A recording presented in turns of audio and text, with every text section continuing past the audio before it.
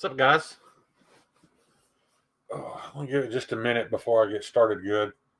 Donnie's going to be a few minutes late, and that's good. Or that's fine. I mean, because I got something I want to cover, talk about one time, and move on. That may take me a few minutes. I kind of wanted to be able to do it uninterrupted. So there's only 3 of us in here, so I'll give it a few more minutes. I doubt most people don't go back, rewind, and watch these things after the fact. So I kind of want to make sure it's out there. Leave it for public record in case anybody wants to access it sooner or later. I'm sorry. Still looking at my epoxy overflow jug. Can't wait to cut this up with a bandsaw. So it looks like it's gonna be very gaudy for knife scales. I'll say that. If you made knife scales out of that, it'd be pretty fucking gaudy. What's up, Ed, Jeffrey, Drizzy, Marco, Ground Fog? I think that's it. That's the only ones I've seen so far. I'm still about a minute early. I would talk about this later when, the lobby's pretty full, but I want to be able to do it uninterrupted. And me and Donnie are both bad about talking over each other. It's just part of the show because it's part of who we are, but I didn't really want to be interrupted too much while I discuss this. There's Kyle. Kyle's here. Half Empty's here. I'm glad Half Empty's here. I'm glad Jeffrey Dawson's here because some of this pertains to you guys. I'll just go ahead and start now. So, the happenings of the past week. You guys know what I'm talking about. Empty might not, but the rest of you do. When I saw the video from Witty about Super Still Steve, most everybody in here knows me and Steve are buddies. I guess you'd say we're probably a little closer buddies than most because, I did go to his wedding and stuff, but I've only been in Steve's presence 10, 12 times my entire life. But I was pretty disturbed when I saw the video, and I didn't come out and say anything because Todd Carr, how you doing? Neil, what's up? Constantine. Anyway, I didn't come out and say anything because I wanted to give it a little time. And to be honest, guys, it really sent me spiraling into some pretty heavy anxiety. And the reason why that is I know for most people who witnessed this from the outside, I know how bad it looked, and I'm not sitting here defending Steve because Steve fucked up. Steve made a mistake, but I want to explain to you why it affected me the way it did. I'm not going to argue whether it was acceptable or what. That's for you guys to decide. Most of you have seen it or listened to it or heard about it, and it's for you to decide how you feel about the maker, the seller, all that after the fact. So I want to give you my personal experience with it. It shook me and had me really nervous, not for Steve, but for myself. And the reason why is when I'm listening, I understand that when 90% of you guys listen to his excuse, it sounded like bullshit. And it sounded unacceptable. And unacceptable, it might very well be.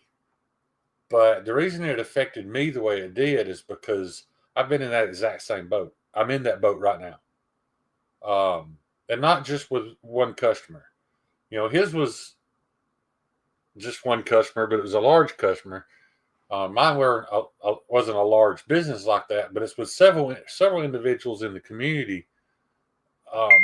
And those guys have all been super patient. But it all made sense to me because I'm living it currently. When I started making knives, most all you guys know I did it on a disability check. And to be honest, guys, I'm not really aware if whether I'm dipping into my check now or not to make knives. My money seems a little better, but I probably need to take Kyle up on his offer of keeping a spreadsheet because I need to know these numbers. But anyway, my point is, I don't talk about the knives that I ruined. I don't talk about the knives that, because I made a whole batch of joke wolves and sold several of them, and none of them have been delivered. Paul Mills will get his first just because it got finished first. And, uh, there's a handful of y'all. There's Aiden, there's a couple others that have paid me money and are still awaiting the joke wolves. Now, I pulled those knives and wouldn't ship them because I realized they weren't sellable. I didn't want that representing what I could do. So I didn't send them. Therefore, I've had to make newer orders for other people who, by all means, should come after them. I've had to make their knives so that I could get collected on them, so that I could go back and make those other people's knives. And it sucks. And everybody wants to talk about the timeline. There's nothing you can say to defend it. But guys, I was going through my PayPal just double checking some things, and when I saw some of the dates that I collected money from some people and their knife's still not done, and with all this that's going on, I freaked out a little bit.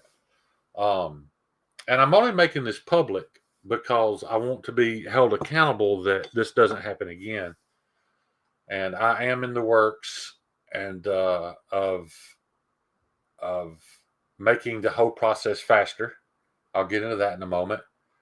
But and this thing that I'm doing is also going to help me get those knives caught up. Now, the reason why I say this is because I know Steve. Steve's loud. He's obnoxious. He's abrasive. There's lots of reasons not to like that guy. But I know Steve outside of being in front of a camera. And he's a completely different human being. He would literally give you the shirt off his back. He would also publicly shame you for putting it on backwards. That's just who he is.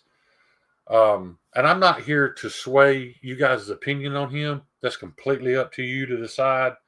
If it's complete opposite of what I think, we can still be buddies and not talk about it. It doesn't matter. I just wanted to let you know that it fucked me up so bad. I spent 2 days in bed. I'm not proud of that. Everybody in here knows I have depression issues. It got my mind to spinning and thinking about the people that I owe knives that are going to get their knives. There's no chance now of them getting them as timely as it should have been. So I'm doing this to make a public apology to those guys. A couple of you in here. I don't know if Jeffrey's got his knives yet. He waited entirely too long. And oddly enough, a lot of that wait was because of Steve. It took Steve way longer to get my knives heat treated than we thought it would. And that also pays a little bit into the current situation. When he finally shipped them to me, and I believe him, when I had to finally not be rude, but I had to just come out and say, hey man, I've got to have these. He didn't realize how long he had them because he was in the middle of being stressed out about this batch of knives he owed Whitty. And I get everybody's thing, man. That was 6-8 months, whatever the timeline was. But, fortunately, I have a small financial backup that will keep me fed, whereas he didn't. For him to have to come on camera and say, I collected that $3,500. I realized the batch was ruined. The micrograin structure was bad. So I had to keep making other people's knives so that I could pay my bills. That's not Whitty's problem. That's Steve's problem. And I don't want to say it cost Whitty because technically it didn't. Had he not gone public and said what he said, he would have had his knives in a few days and he could have put them on the market and sold them. and never bought another thing from Steve, and everything would have been better. There's Aiden right there. He's in the chat. I don't know if you've listened to this, Aiden, but I'd really appreciate if you'd back up and listen to the whole conversation. But I guess what I'm getting at is I get it because I'm in that situation. And just like me and Kyle talked about earlier, technically, neither one of us should be making knives. We shouldn't be doing any type of business if we don't have the capital to correct a mistake like that or to be able to move on after a mistake like that. But we don't. Cut and dry as a business professional, the answer would be, hey, you need to get a job. If you want to make knives, do it on the side until you have enough money put back to to be able to do something like this. And that is 100% correct. I don't have that capability. I'm not able to do that. And like I said, guys, I'm not defending Super Still Steve here at all. He's a grown man. He can defend himself. I'm just here to say that maybe I understand it better than most because I'm living it. And there's not a night goes by that I laid my head on that pillow and I don't think about it. And the fact that I don't have Aiden's knife done yet, it drives me nuts. And when I was waiting on Jeffrey Dawson's knives every night, it was driving me nuts. And the worst part of that situation is that the more I thought about it and the more it depressed me, the less I worked. I know that sounds stupid, but that's just, that's what depression is, man. That's how it works. I wish I could make it go away. I can't. But, you just, all you can do is try to make things right. And that's what I'm trying to do right now. I haven't taken advantage of anybody. I literally had half empties M4 Heathen. I was literally polishing the handles. Like, in all actuality, I didn't have to do that. It looked fine. I could have just shipped it and been done with it, but I wanted it to look a little better because he's not, he's not an OG of the knife community. He's somebody from kind of slightly outside the knife community. So I wanted it to be as perfect as it could be. So, I was doing some final buffing on it, and the buffer caught it. Slung it straight down into the floor. The tip hit and broke the tip off of it. That's the second knife I've had to do that. Tyler, Mad Yoko, paid me up front for a couple of knives. One of them, when apparently it had a little warp to it or a little bend to it because when I tried to flat grind it, by the time I got it flat ground, it's entirely too thin, man. It's literally kitchen knife thin. Would it make for a decent fixed blade? I don't know, man. It's thin. So I ruined that one. And then the next one is that same situation. Buffer slung it into the floor, broke the tip off.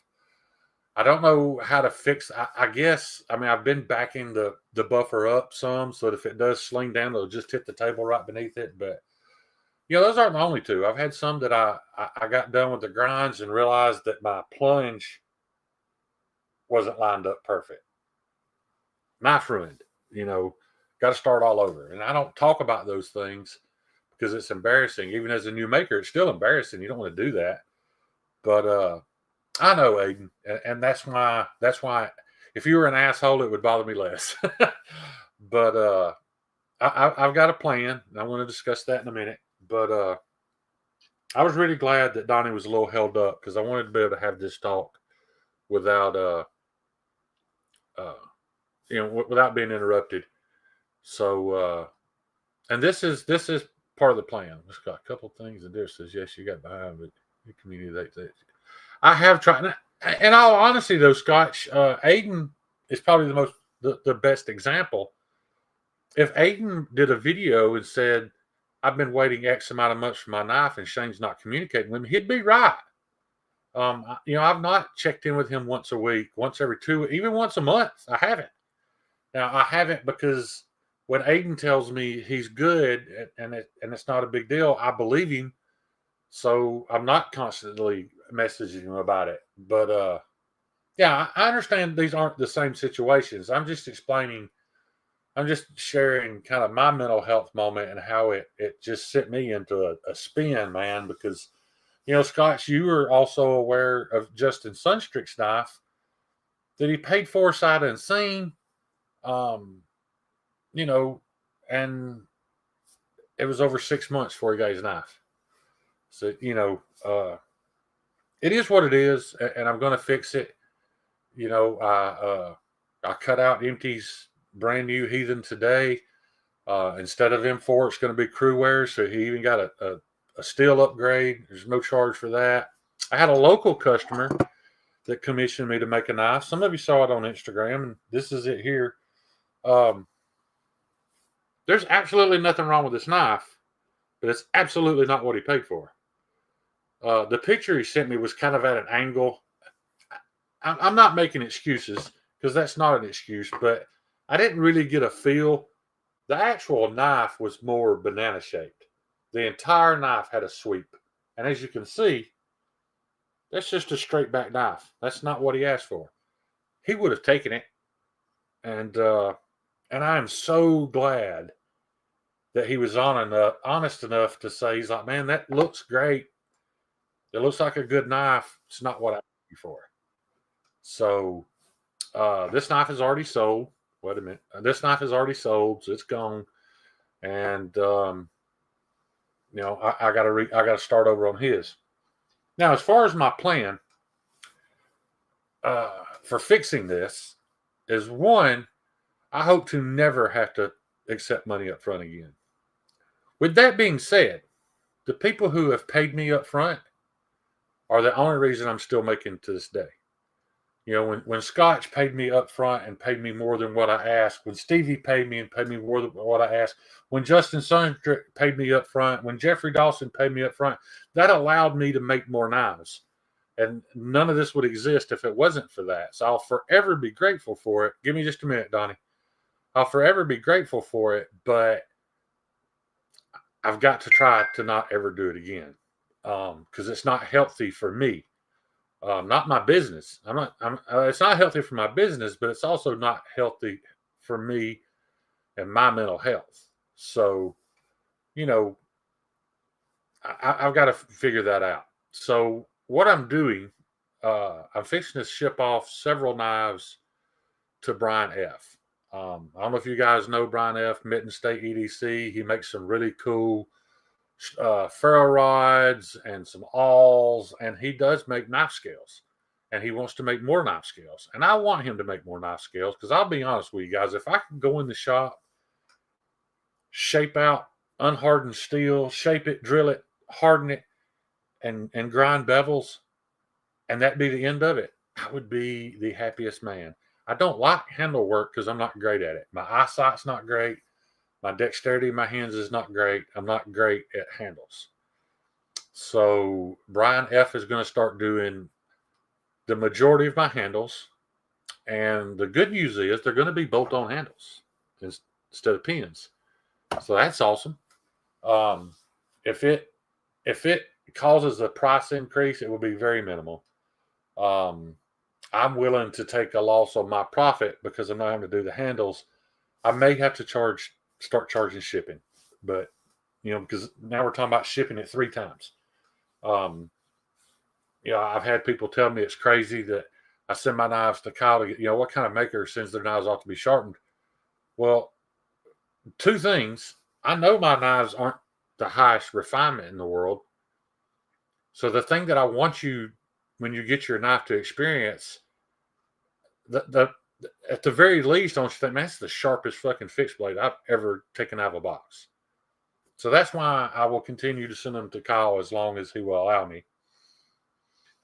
And another thing some of you guys don't know, the only reason your knife looks as good as it does, even though it's not, the refinement's not where it should be, the only reason it's not any uglier than it is because Kyle has been taking his time to refine my handles because he knows they're not great.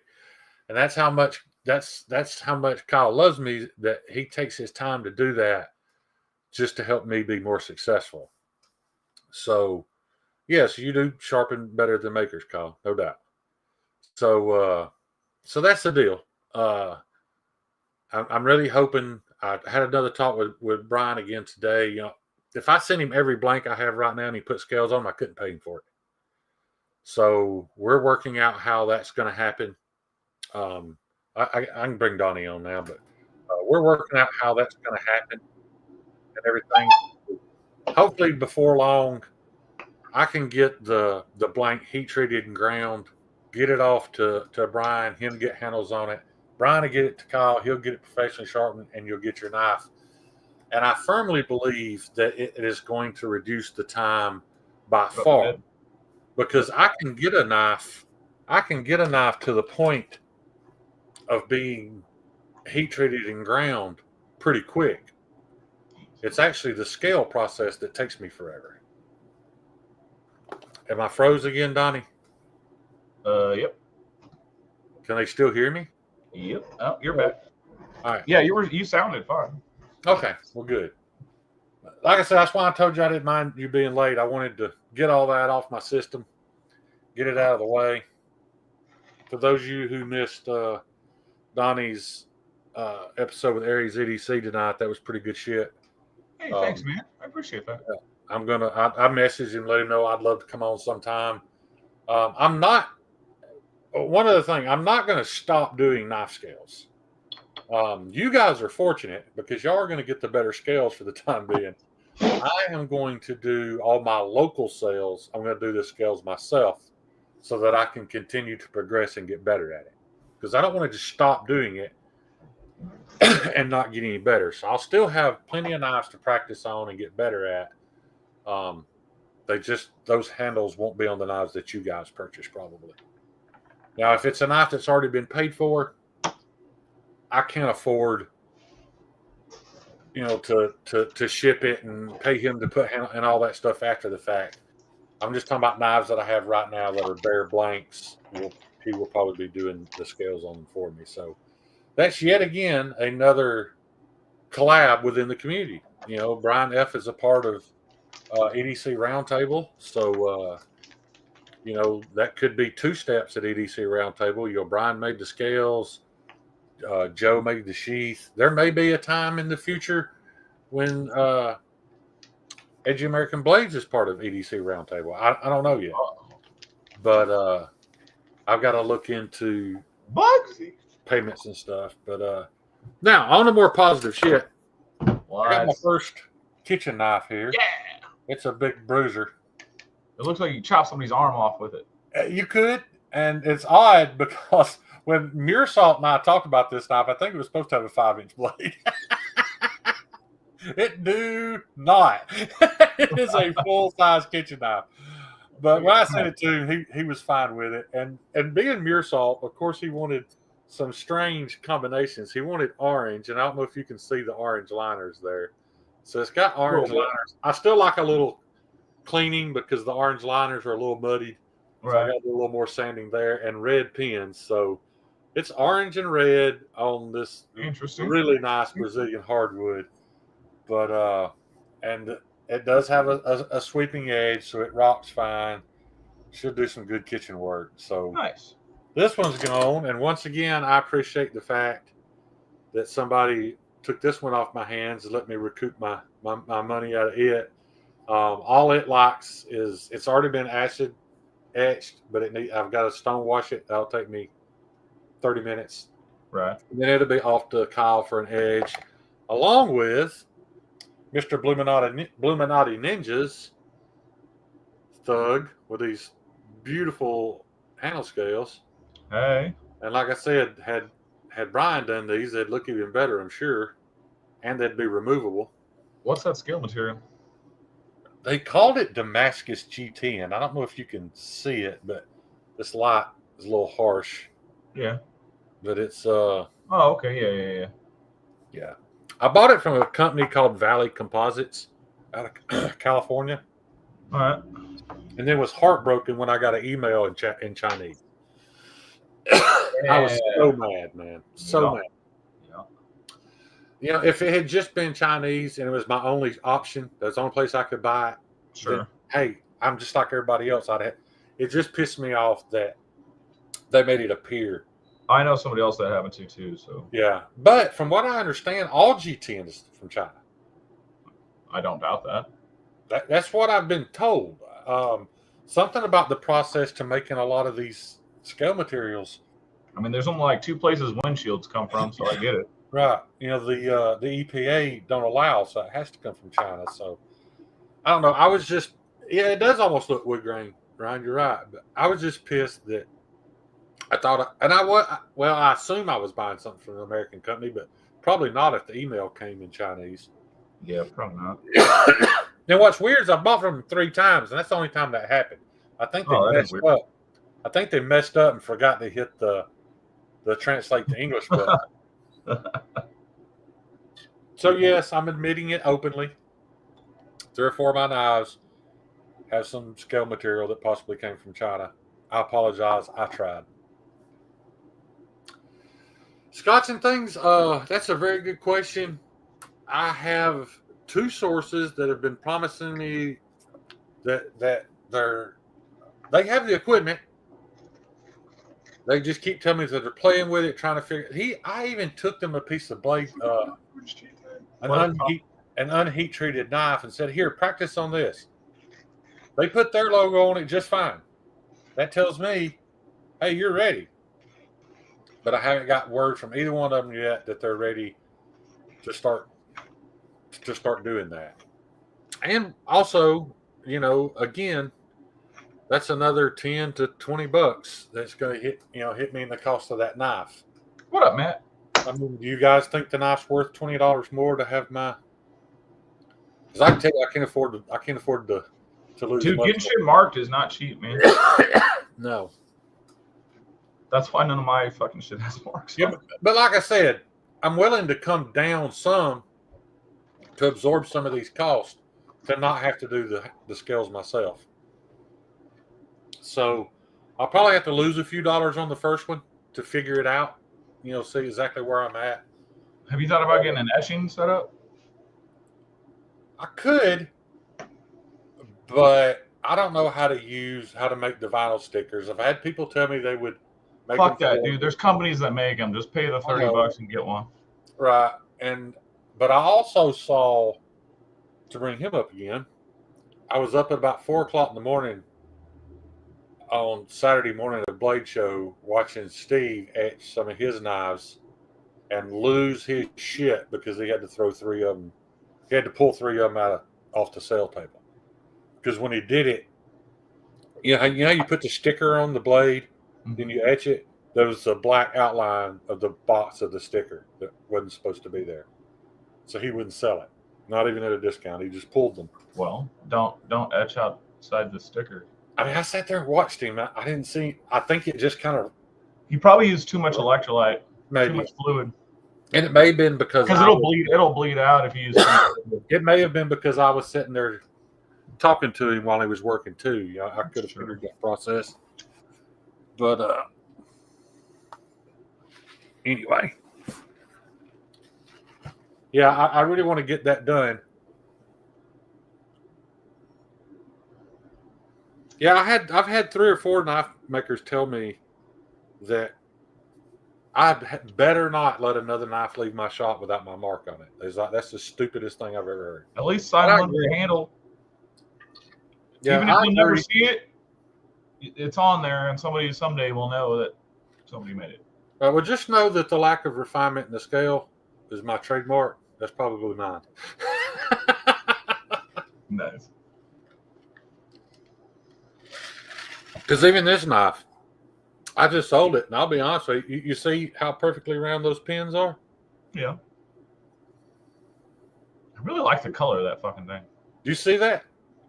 This one's egg-shaped. Yeah, that one's real fucked. No idea why. I mean, the scales are already pretty thin. Should I have kept grinding until it didn't look like that, and then the scale be too thin, and then we have to pay another $25 from China to get another set? I don't know how the hell it can look like that. I don't either. Well, because they're not pins. Oh, okay. They're poured. Oh, I poured epoxy through them. Well, that makes more sense then. Yeah, I mean, it was my fault, but so apparently when I was drilling it, I let the knife rock a little. Yep. So yeah, so it just filled that valley. Yep. Right. You know, and I'm not hiding it because a man's already bought it. He's going to get it and see it. So, you know, why not show it? It's not perfect. And again, that's another great thing about having. I ain't made nothing that's perfect, bud. That's another great thing about having Brian do these is there won't be any more pins. It'll be bolt-on scales. Right. Now, as far as you being able to take the scales off and swap them and all that stuff, guys, I'm still shaping all these by hand. No two are exactly the same. So the answer to that's probably no right at the moment, unless you want to send it to Brian and have him custom shape a whole other set of scales, which from what I'm understanding, his prices aren't that bad. So it could still be worth doing. Yeah. Shane can't spell. It's just an actual work. That's a good point. I really want to get it done, though, because Cheeto had a special request for his knife, something he wanted put on there. So, hang on.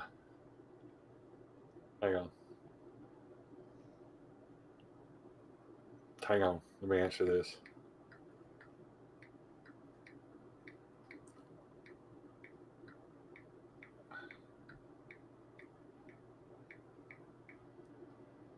Anyway, but I will say, man, I've been really shocked.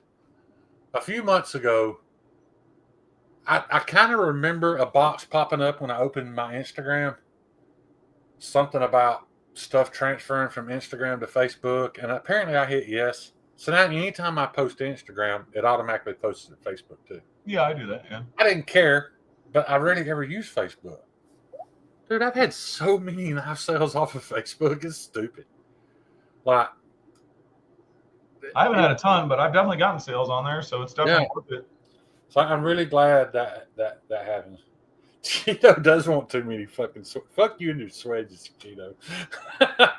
I guess I need to have about an hour training class with Donnie via StreamYard on swedges, maybe. Man. Yeah. They are a bitch. Yeah. They're so much worse than doing a main grind. It doesn't make any sense. It's the same fucking thing. Why are they harder? I don't know. Because they're smaller, probably. I don't fucking know, but they are harder to do. Why they're harder for me. Level. You know why they're harder for me? You can jig that. Because I can't mount that shit in a jig. And yeah, you can. You do that first. Oh, okay. Yeah, throw your swedge in first. Cheeto wants like hollow ground swedge. Well, no, Cheeto shit is impossible. That's like futuristic fifth dimension shit. That's mathematically not possible. Like, how's it thin down in the corner and then thicker but thinner? Like, you're a wizard, but we can't build it by hand. As a friend, Cheeto's awesome. As a designer, he's a fucking asshole. No, fucking A, man. Dude, I felt like I did, as much as like his knife looks gnarly, I couldn't do the actual design justice in my mind because I couldn't figure out how to physically do it. And you know what's weird, though, is if you show it to somebody who's never made a knife, they're like, it's just a knife. Right. But you're right. But grind it. Make what he's got on paper. Well, he's got this gnarly ass. He's got one swedge running into another at a clip, and the swedges just perfectly fucking sweep into. I don't even know how you do that. With a 5-axis CNC, that's how you do that. Yeah. If Cheeto's knives begin to get made, it'll be a damn miracle. In fact, Cheeto, if you're hearing this, just get even more crazy with it, man, and just come out with some mind-blowing shit. Yeah. Might as well. Might as well start adding a fucking S grind to all your knives. Just do an S grind on every model. Whether it's flat ground, regardless. Just I've wanted to try an S grind forever, and I haven't yet. A nice deep hollow right down the middle for no fucking reason. I mean, unless you're cutting. What was that for? Is it for cutting cheese? Isn't that depth supposed to? I mean, it works for release for like potatoes, all kinds of shit. But I'm glad you brought that up. Yes, I did make my first kitchen knife. I have several more over there. And I do plan to make more, and I'm sure they'll get better. Now, you ask me, I own a Kalari Custom kitchen knife. I stood it up next to this. It's about half this thickness. I don't even know where you buy steel that thin, other than for roofing. Sure. And it's ground better than this, and it cuts better than this. Am I proud of this? Yes, I am. Yeah, I'm very proud of it.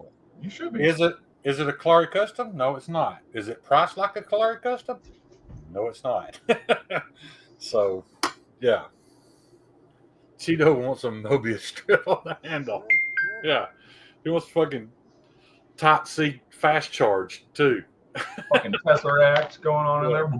Yeah. He wants little fucking LED light bulbs down in the handle that shoot out down the sides of the blade so you can see the cut at night. Yeah. Silly. Yeah, he wants a damn mini torch back here to cauterize the wound. Yeah, Cheeto's an asshole of a designer. Marcel, what up? But I say 90% of what Cheeto puts on paper is possible. Well, yeah, totally. It's that 10% that fucks you up. Cheeto still wear light-up shoes. Yeah. I have a S-Grind Petty ATW from what is that, Aiden? On the way. I know what the S-Grind is. He says on the way. Oh. I'm guessing that's what that means. Yeah, but what's a Petty? Is that Oh, a Petty. It's like a smaller chef, right? Maybe it's like a shorter chef or like a utility, right? I don't know. Yeah. Stevie! Kyle, you should have heard. I didn't talk to him. I text Steve today, and I talked to Donnie too about this S90V kitchen knife. I've got opposing comments, but anyway, I'm looking forward to it. It can't be that bad. It won't be. If you're not hand finishing it, who gives a fuck? Grind that bitch. It's fine. Right, and if Kyle wants it fucking high polished, he can sit there and rub that shit for 2 weeks. Yeah, good luck on that shit, Kyle. Have fun, bud. Yeah. I'm not saying you can't do it. I'm just saying it sucks. You're right, because Cheeto wants curb finders on it. And fucking, oh, it didn't work. He wants a set of subs in the back. Kyle, get after it, dude. Fuck it. Wants some fucking switches. Kyle, get the right stones, though, and you'll be a lot better. Like, stone it first. Well, I've already decided I'm not going to start at 36 on that. I don't want me. No, you'll never. It's too thin. You'll never get those scratches out. Right. Not ever. I'm going to start with 60 and end on 120 because those 120s I did today, Kyle wasn't there for my live stream. Go fuck yourself half empty. I was really happy with. I don't even know where that comes from. Oh, hey, Donnie, I'm on barbecue. It's trash. There's only one place in town I get barbecue from. It's fucking Jim's. Started in Chicago. Now it's here. I don't know where Empty's from, actually. Me neither. I don't even know where that came from. What the fuck? I love it. Well, he's only been around for like a month. No, I know, but I mean, like the barbecue thing. Yeah, I love it. But that's fucking. Yeah, that's the comment of the night, though. Fuck it is. Love it. Oh, Empty is my new. Kyle, you never been here. Oh, it's dope, man. We got so much good food and shit here. That's about it, though. I mean, we got good food. That's about it. Well, you say that, but you don't eat seafood. So I'm sure the seafood can't be great because it has to be trucked so far. There's only a couple places. Well, we got a couple like high-end small Japanese spots that do like high-end shit. Well, they'll pay to have that shit brought fresh, but I'm sure everything else is super fresh. Y'all are right there in the heart of. There's a fuck ton of money here, bud. Yeah, and y'all are right there in the heart of where everything comes from. All of our meats, all of our grains, or all that comes from out there. Yeah, man. Fucking Buffett and all that shit. Barbecue thing was from the last live. I don't just remember. Oh, tight. No, I don't fuck, dude. I was probably fucked up. Leave it alone, Empty. It was perfect. It was perfect. Just leave it alone. Don't explain yourself. Yep. It was perfect. So that's what I had to show this week was one fuck up, McDonald's. one mild mistake on a beautiful knife.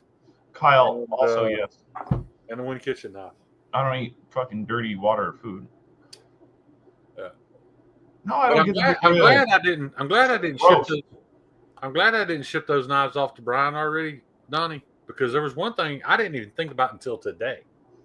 I don't bother finishing my spine until I've done the scales, because I put my scales on as just square blocks. Yeah, you got to round that off, and I finish it all at the same time. I got thinking, well, if he's just gonna make scales and bolt them on, the spine has to be, So I've got to go back and make sure the spines are all cleaned and ready to go before I ship to him. So that's all I've gotten planned for. But that's not bad though. No, that'd be a good quick day. Yeah. All I'm going to worry about tomorrow is getting those spines cleaned up, getting everything boxed up. I've got so many people. They're almost spend over $100 on shipping tomorrow. It makes me sick. But I got to ship to Patina, Mark Parks, Cole, Broke Ass Knives, Kyle, Brian F. Like for doing the overall surface, Kyle? Or just the edge? Like EDM stones? You get like mold maker stones, I'm saying? I'm asking. Oh, he's just talking about all his sharpening stones. He's got all kind of nice diamond shit. Well, he said he can finish the knife, but I don't know if he was talking about like hand sanding the whole blade or just at the edge. He said both. Oh, tight, right on. Well, He is. Yeah, dude. Then you got it. That's fine. Yeah, he's OCD enough. He can figure it out. If you already have those stones, man, you're on it. You're fine. Yeah. That knife. Were you there for the first knife I ground today? I was bragging about how thin it is. No, I caught you, and then I was busy, so I was only tuned in for a little while. I was doing some other shit. I was sitting there bragging about the fact that it was 5 thou, and I went over to clean it up on the Scotch-Brite, and there's just a tiny bit of edge just disappeared. So I stopped. Yeah. It's just fixable. I know Kyle can fix it, and it's so thin it won't take him long. So I just stopped because I could see just I'm talking about like a fingernail sliver of a dent. Oh, that's far enough. That's how thin I ground it. Was that a extra fine Scotch-Brite belt did that? Turned all the way down. It's still, that some bitch is thin, dude. That's hard to do, man. Harnessing the stimming is hard to do, bud. Yeah, it might be best that he just backs the whole thing up a little bit. I usually try to go to 10. 10.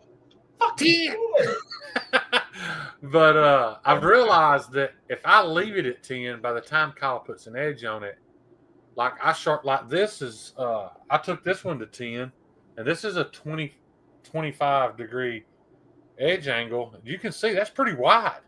Yeah. I wasn't considering how much it widens up as you sharpen it. So I decided to take that one to 5. Like, I'll go to 5. Then when Kyle gets done, it'll be a 10. But no, it might be a 8. My rule of thumb, basically, because I don't really like go in and measure it as I'm grinding or whatever, but I basically grind it to 0 and then sharpen it. Yeah.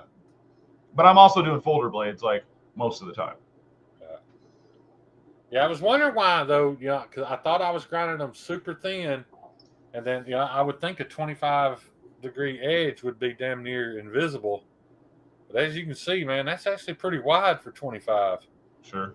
But I probably didn't grind this one that thin. This is a hard use knife, and it's not flat ground. It's actually saber ground up to about here.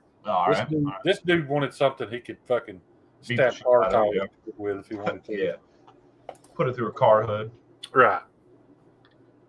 How you like those vitrified? Been thinking about trying some. It's a good question, Malcolm. I haven't got to use it. I know you're talking to Kyle, but I haven't got to use it. I need to upgrade my sharpening so hard. Yeah. I just gotta buy a TS Prof. I just need to do it. But Malcolm had him a little gig sharpening the maker's knives. That breaks my heart that he gave up as quick as he did. I would love to just have Kyle or somebody like him do all my shit, but then that's fucking weak on my part. So now I want to talk about something that's been on my mind for a while. This is the Spyderco Bodacious with a set of AWT. I don't know if you can see the contour. I don't know if my camera will pick that up. I can tell it's contoured. Yeah. Oh yeah, you can see the little mini milling in there. Right, but let me tell you why this knife has been on my mind. Every time I open it, I do not think Spyderco. Okay. And I'm not saying it's the same thing. I'm not Kind saying of looks like a good. Lamia. Absolutely. Really? Were you really gonna go there? Awesome. Man, this is actually That's what it looks like. That's what my brain sees. Actually, it's a $370 Lamia, which is still a lot cheaper than a Lamia. Well, sure. But $270 for the knife, $100 for the blade. But dude, that's as close to a Lamia as I've ever seen. Everybody's like, it's just a shaman without. I don't ever. The shaman doesn't cross my mind at all when I see this knife. It totally looks like a Lamia, yeah. Yeah. Dude, I really want one of Alex's knives. I will say this, and Jeffrey, please forgive me. I'm not bad mouthing your knife. It may just be me. But with my dexterity issues, could you see where they cut out for the compression lock? I literally have to use my fingernail and pry the compression lock all the way over against the scale to get it to release. Wait, is it on the top side? Just right here. Dude, that's how my native 5 is. Fuck that lock. That thing sucks. Well, typically they're not like that. Typically you can just push it close to the edge and it'll release. Not mine. I got to do what you're doing. I got to. Do you have aftermarket scales? No. Okay, well, it just I've never seen it on a factory Spyderco. I mean, the knife's fine. I just don't like the access. Yeah. Well, the CME would probably help. I think, but I don't think this was plastic things. Yeah. Your homies? Yeah. But I love this knife, man. I don't know that I'm going to buy and it keep me from ever owning a Lamia. Hold on, I'll be right back. Because guys, when I tell you this is it's not a poor man's Lamia, it's a middle class Lamia, but it's not ground as thin as a Lamia, and it's probably not as good a steel as the Lamia, and it's probably not heat treated as good as a Lamia, but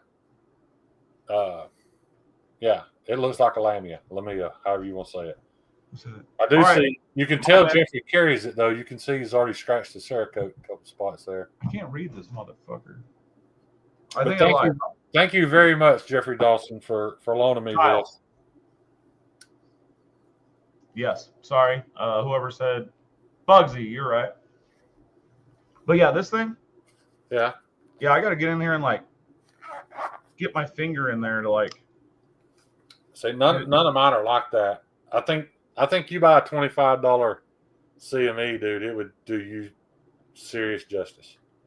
I'm just gonna make my own out of tie and just drill that bitch and bolt it on.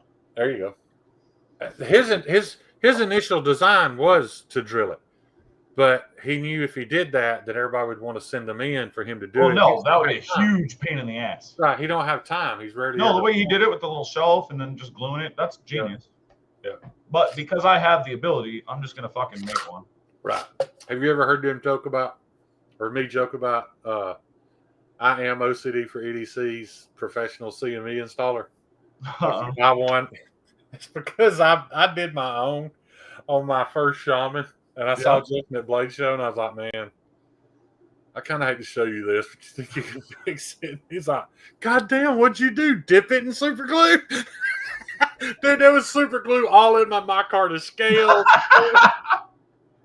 I was like, dude, you have no idea. I glued it to my hand to begin with. There's pieces of my skin stuck there. So he took it up to his hotel room at Blade Show that night and brought it back to me like a brand new knife. So nice. I love joking on there about letting people know that I got a side gig where I install CMEs. Justin's like, do not let that man install your CME. Dude, that's awesome. Oh. Kyle, that's because the Mannix doesn't have a compression lock, so it doesn't need a compression made easy. He sells all that Chinese Flytanium shit to go with him instead. I was so mad when I found out Flytanium was Chinese, dude. I had no idea.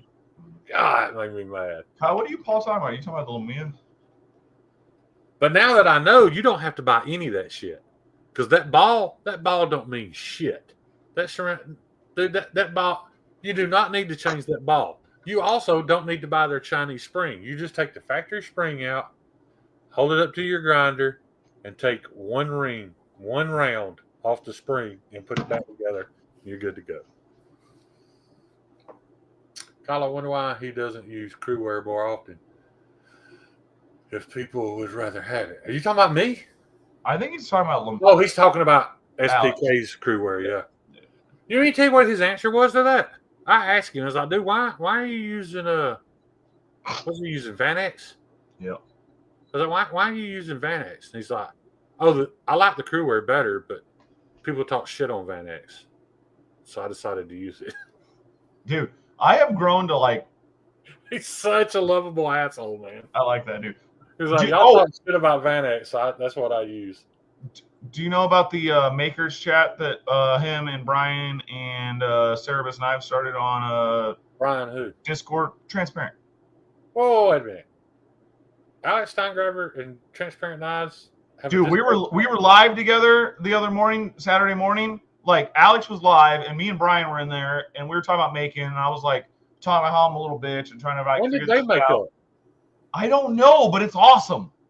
I bet. No. I was like, I didn't even want to say anything about it. I was like, holy shit, they're interacting and like they were both laughing and having a good time. Like, well, that's awesome, man. Yeah, no, but they started a makers chat for us about like getting shit done, water jetting, like processes, learning, blah blah blah. Just only makers though. So hit Brian up and he'll add you, or Alex and he'll add you. Absolutely will. Absolutely.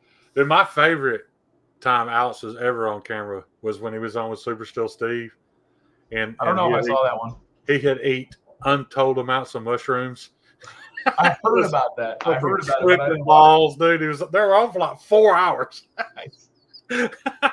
Nice. I think he does. I don't even think. It's LMAX he uses, not Van-X. LMAX, that's right. But I don't even think he remembered he was a knife maker that night. Probably fucking they didn't not. talk about knives at all, dude. He was so fucked up. Yeah. But no, I like Alex. I've been talking to him when he's live and shit, and like I hit him up, and I'm gonna start talking to him, and he's in that chat now. So that's cool. Terry, shoot me a message and be on. How close was this to the design you sent me? Because this knife has been made for months, but I haven't gone back and looked at it. I just remembered thinking that it looked kind of like the knife you had designed. I like Alex because that dude don't give a fuck, dude. That dude, like his knowledge, it's free for the taking if you want to listen. You know what I mean? Like that dude is all about. He'll show you and tell you fucking everything he's fucking doing. You know what I mean? Like, but there might come a time in the future where I might need some, some wire EDM done or something like that. I mean, really, you should be getting some of your shit water jetted already. That's the thing. If I've got to clean up the hole and I got to clean up the spine, if it's only $7 or $8 more, why not just wire EDM it? Yes, and exactly, yes. So I think I'll just skip the water. But I'm saying, like, you're already at the point where you could utilize these surfaces already. And I'm learning that I should have utilized them a long time ago. Right, and I would like to be able to send that CAD to Brian so that he can just make all these scales, and you can take scales off one knife and put them on another instead of all of them a little bit.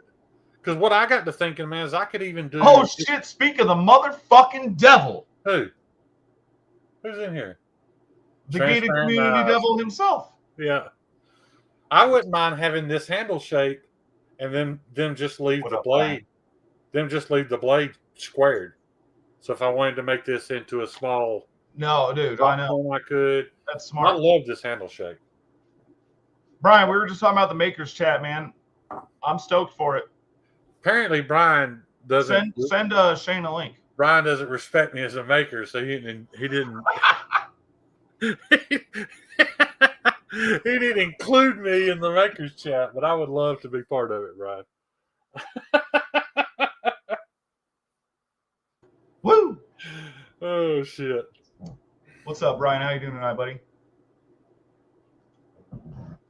Yeah, I don't know what's going on in the chat. I don't understand. No, I don't know. I haven't really been paying attention. These motherfuckers just get started talking, dude. You don't know what they're going to get to talk about. Shane, get in there. Haven't actually sent an invite to anyone. It's all. Oh. It's all. No, Brian, I think it's going to be cool. And I was just telling Shane before you hopped on here about being on the live with Alex the other morning with you and, being in the chat or whatever. I feel like a fucking idiot doing this shit. I don't know shit about shit. I feel like a little kid learning something new. Yeah. So being able to talk to other makers, we're like, well, no, dummy, just go do this. Like, that's awesome. You know what I mean? Like, that helps all of us. Right. I don't need any details, Brian. Nothing, but I'm only going to say the last time I heard yours and Alex Steingraber's name in the same conversation, there was some friction. Don't want to bring any of it up, but I'm super happy that no longer exists. I just want to say that. Fuck yeah. It's too good of minds to have on opposite sides of the track. Yeah. Most and how about during this whole Steve situation, when Whitty was making his video the other night and you realized Brian was in the chat, dude, that was the ultimate nod. He was like, I can tell you this, I never want to do another live stream with you, because he knew Brian shut him the fuck down. He made him look dumb, dude, and he does not want part of it anymore. That was the only other thing I was going to mention earlier, guys. I'm going to touch on it one last time because I forgot to say this. Have your own opinion. Make up your mind how you feel about the situation and go with it from there. But remember, Whitty has historically gotten a few beers in him, turned the camera on, said some shit he probably shouldn't have said. Never heard of that before. He did it with Brian because Brian didn't. I was kidding because I was drinking beer. He did it with Knees Knives. You know. Made me knock my horn over. Sorry.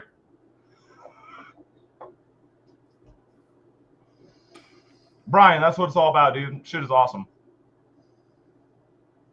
Yeah, that is awesome, man. I mean, Brian, honestly, dude, I don't remember. I probably obviously reached out and started bugging you before you even knew who the fuck I was. I don't know if he's changed his mind, but at one point in time, I'm surprised Brian talks to me, and I love it. So, Alex wanted to form like this knife makers conglomerate to see if we can't get. How do I want to say this? Let's say Donnie's making knives, but he wants his blades CNC cut. So maybe Alex could include that part of his. You know what I'm saying? Where we could, like, guys that have equipment that other guys don't. Totally. Maybe we could start getting more American-made knives made. And I was super excited about that. I haven't heard anything. Dude, I'm all about that kind of shit. Yeah. Because it's very clear that it especially if it's like a joint thing, you know, CNC a bunch of a shit. You got a couple of us hand grinding parts of it, like, you know, right. Assembly line style shit, you know, like just like Medford or whatever, you know. Yeah. Well, actually, it would be more like MKM in Italy, but we'd have good heat. Sure. But you know what I mean? Like, you know, some CNC shit, some handmade aspects, like all mixed together. Right. That's a cool fucking idea. So cool, dude. It's a cool fucking idea. I think there needs to be two of those. I think there needs to be one for guys like you and Alex and Brian, who are a little further up there, and then I think there needs to be a slightly lower, cheaper grade, if I may, for like some of these creators who are designing knives, so that maybe they could get some knives made in the USA. The problem is, are they going to settle for only making $20 on a knife they didn't even fucking touch? Because that's the issue. That's why they're going to China, because they can make more money without doing any work. Capitalism, it is a bitch. Yeah, it is, but, you know. And that's why I don't really hate one way there. I mean, motherfuckers, I mean, especially if you're trying to make money and, like, end up wanting to do it for a living or whatever. I mean, right. If you're trying to make, if your sole purpose is to make money, there's the fastest routes to making money. Right.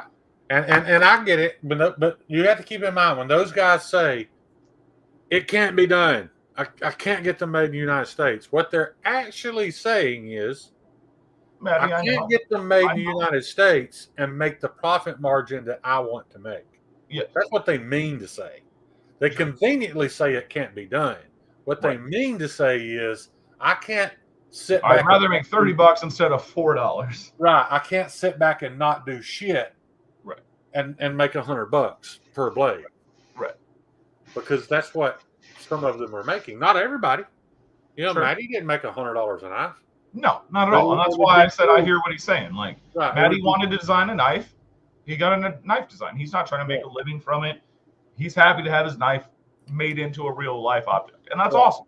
But you think about that, like Brian's talking about buying a CNC. You know, if he could enter somebody else's CAD into his CNC while he's doing something else and spit out 50 blades for Mattisfaction's new knife, right? And then just ship. All he's got to do is do the CNC part, and then ship them out. Somebody else do the grinding, and it could get to a point to where it could have a decent price for a U.S. made knife. And Matty, I'm only using Matty because he's in here, but Matty can make a few bucks. Everybody can make a few bucks for what they did. And I'm not talking about like having to shut down what you're doing. Because if Brian, I could be wrong. I don't think Brian's in a place where if he bought a CNC right now, that thing would run 24/7 making his. No. Right. There's going to be a learning curve. There's going to be redesign. There's going to be a whole slew of fucking shit. He's going to run into problems like. But if Luke 10, that's not against Brian. He's never ran his own CNC. Right. If Luke 10 Tats can create a CAD for Matty or for I joked about me and Luke 1931 Leatherworks. If they can create a CAD for their blade, and say Brian could just spit out bare blank blades, and maybe Brian grind them, maybe I grind them, maybe whatever. You know what I'm saying? If we all do this together, that could be entirely possible. I believe. Brian's never said this, but I guarantee you, I bet Brian would be down to CNC 4 other makers after he's already established. You know, once he has maybe multiple machines or whatever. I bet Brian's down for the cause for sure. Yeah. Matty, I wasn't necessarily talking about you when I was talking about the profit side of it, dude. Me and you have talked. I kind of know. I kind of got an idea for what you made, and I think you should have made more than that. I'm talking about these guys that are making over $1 bill a blade and didn't turn a screw. So Kyle may hit you up if I ever have the cash to do something. Yeah. I was joking with Lute about me and him split our 5-year plan, me and him splitting a CNC. You and who? Me and Lute. Oh, really? Oh, we were just joking, but look at that. Yup, that's dope. See, and that's what I'm talking about. Like, whatever just got started today is fucking amazing. Or yesterday, whenever it happened.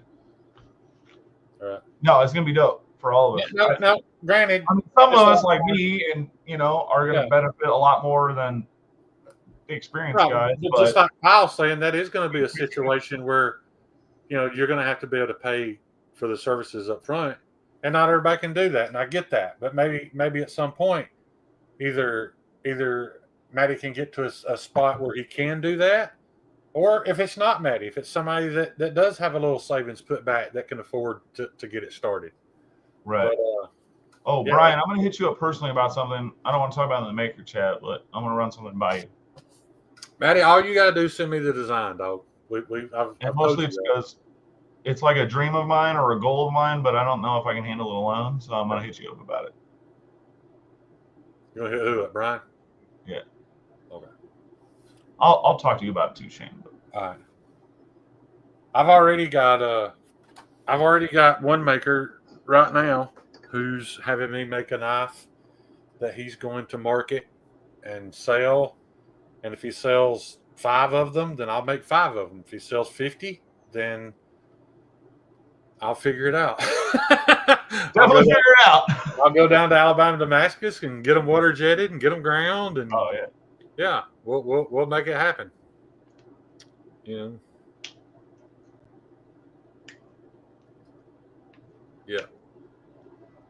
But yeah, it would be really cool if the community as a whole could help. Because let's face it, man, a guy that's going to buy my knife, he's not going to decide, I'm going to buy Shane's knife instead of Donnie's knife. It's a different clientele. Yeah, it's just a different demographic, all of it. Well, or sometimes they interweave, but that's not what they're looking to buy at that time. Exactly. I don't think anybody's going to be hurt from it. Dude, Ari said it earlier. Like, none of us are in competition. Yeah. We all make different shit. Now, before we get too excited about that comment, Stevie, we still have to figure out how far how many processes are available. we're just learning about some of this, so we don't know if every process is available just yet within the community. What does Stevie mean by that, though? Like, we're both talking about being down for that, and other people are talking about being like down. Sounds like he's willing to invest 50% of the cost of the first batch for the maker that wants to do it. Well, I mean, we're on it. We're on it, buddy. Of course, Stevie's gonna, he's gonna want 50% of what's made. That would only make sense. But to your knowledge, Donnie, what can you not have done at New Jersey Steelberg? I know they don't do heat treat, but they'll send it out to heat treat, and when it comes back, they'll grind the bevels, everything. I mean, you can literally have an entire knife made there. I think so. Yeah. I mean, so my point is, I don't know exactly what that cost, but I'm assuming it's high enough that it would be hard to resell and make a profit. I'm assuming. Yeah. Unless you did a big enough batch. Right. Yeah. Because the more you do, the cheaper it gets. You know that. Yeah. And that's 40% interest. Damn. Damn. Give me 10. They don't do hard. I'm not sure, Kyle. They may just drill everything to spec, and you have to buy the hardware from. Yeah, I honestly am not sure about all of their capabilities. But hey, if you can take apart a Spyderco and put it back together, you can assemble your own fucking knife. Well, yeah. Yeah, I mean, you can do a couple a night when you get home from work if you want it bad enough. And that is what it's all about. If you want it bad enough, as far as that $5,000 it would take to get a batch together, and it's probably not even that much. I know it's not that much, but let's say it is $5,000. If you wanted it bad enough, you could make. Guys, I wasn't even drawing a disability check. I had 0 income, and I got shot at twice working at a titty bar to buy a Medford, just to prove that if you want it bad enough, you can buy it. All you got to do, you just got to put in the work. Yeah. It nearly cost me my life, but I had some good times. Hey. I had some good times, too. That's right. Yeah. Dude, I need to get you. I need to get you following this bitch on Instagram, Donnie. Let me know. Anyway, I mean, technically, if I wanted, I could have 5 knives made by the end of March. Yeah, could. Yeah. Yeah. 5 folders, 5 high-end U.S.-made folders, no doubt. Now, I don't know, what they can do as far as, say, milled scales. I don't know. But, had to look into all that. Again, yeah, I've never really looked into all their. Here's another thing. How do we know that a company like Original Gold or AWT would be interested in doing some milling work for the outside? They can't sell that many fucking sets of knife scales. Right. They probably would be interested in doing something like that. There's lots of machine shops, guys, that'll take on small batches of machine work. Kyle, I get that to a point. Work, I'm out. I hear you, Jeffrey. I hear you, Bubba. I thought I was done working. I thought I was done working, but it didn't work out like that. Grabbing a beer quick. This is what's embarrassing, guys. If I could get my physical health and my mental health straightened out enough that I could go to the shop for 4 hours a day, 5 days a week, I could get everything done I need to get done in a timely manner. And what's bad is when it don't happen, I get so upset at myself that it causes me to go even less. Further digging my hole. It's just stupid. Yes. Yeah. I'm glad you went and got a drink because I'm thirsty to death. I think these bitches turned the heat up again because I'm sitting here sweating. So I want to run and grab some water. Yeah, man. How about it? Keep the folks entertained. Oh, can't use my horn and knocked it off my damn dresser again.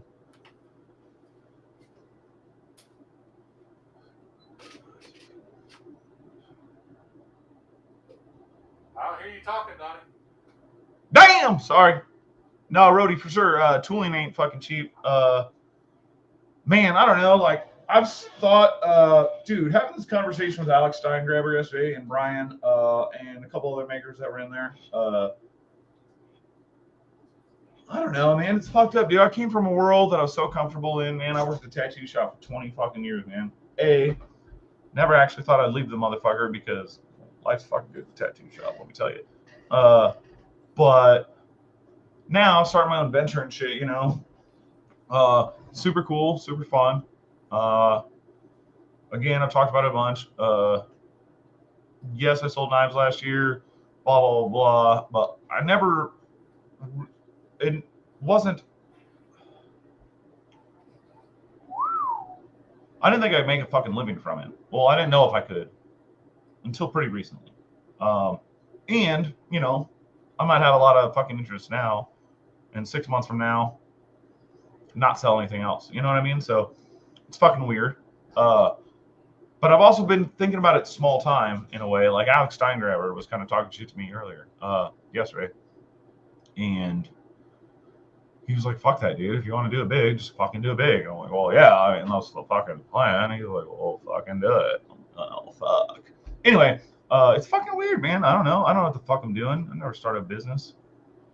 But it's cool because of fucking people like Brian and fucking Alex and everybody and getting together.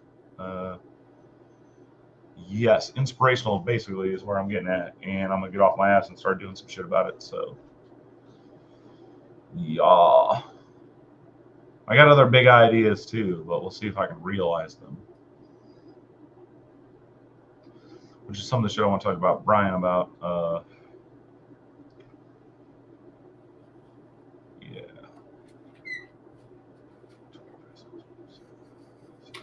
Hey, Donnie. Yeah. What was that baseball movie? That Little League baseball movie with Keanu Reeves. That little black boy got shot and killed, and everybody in the whole world cried.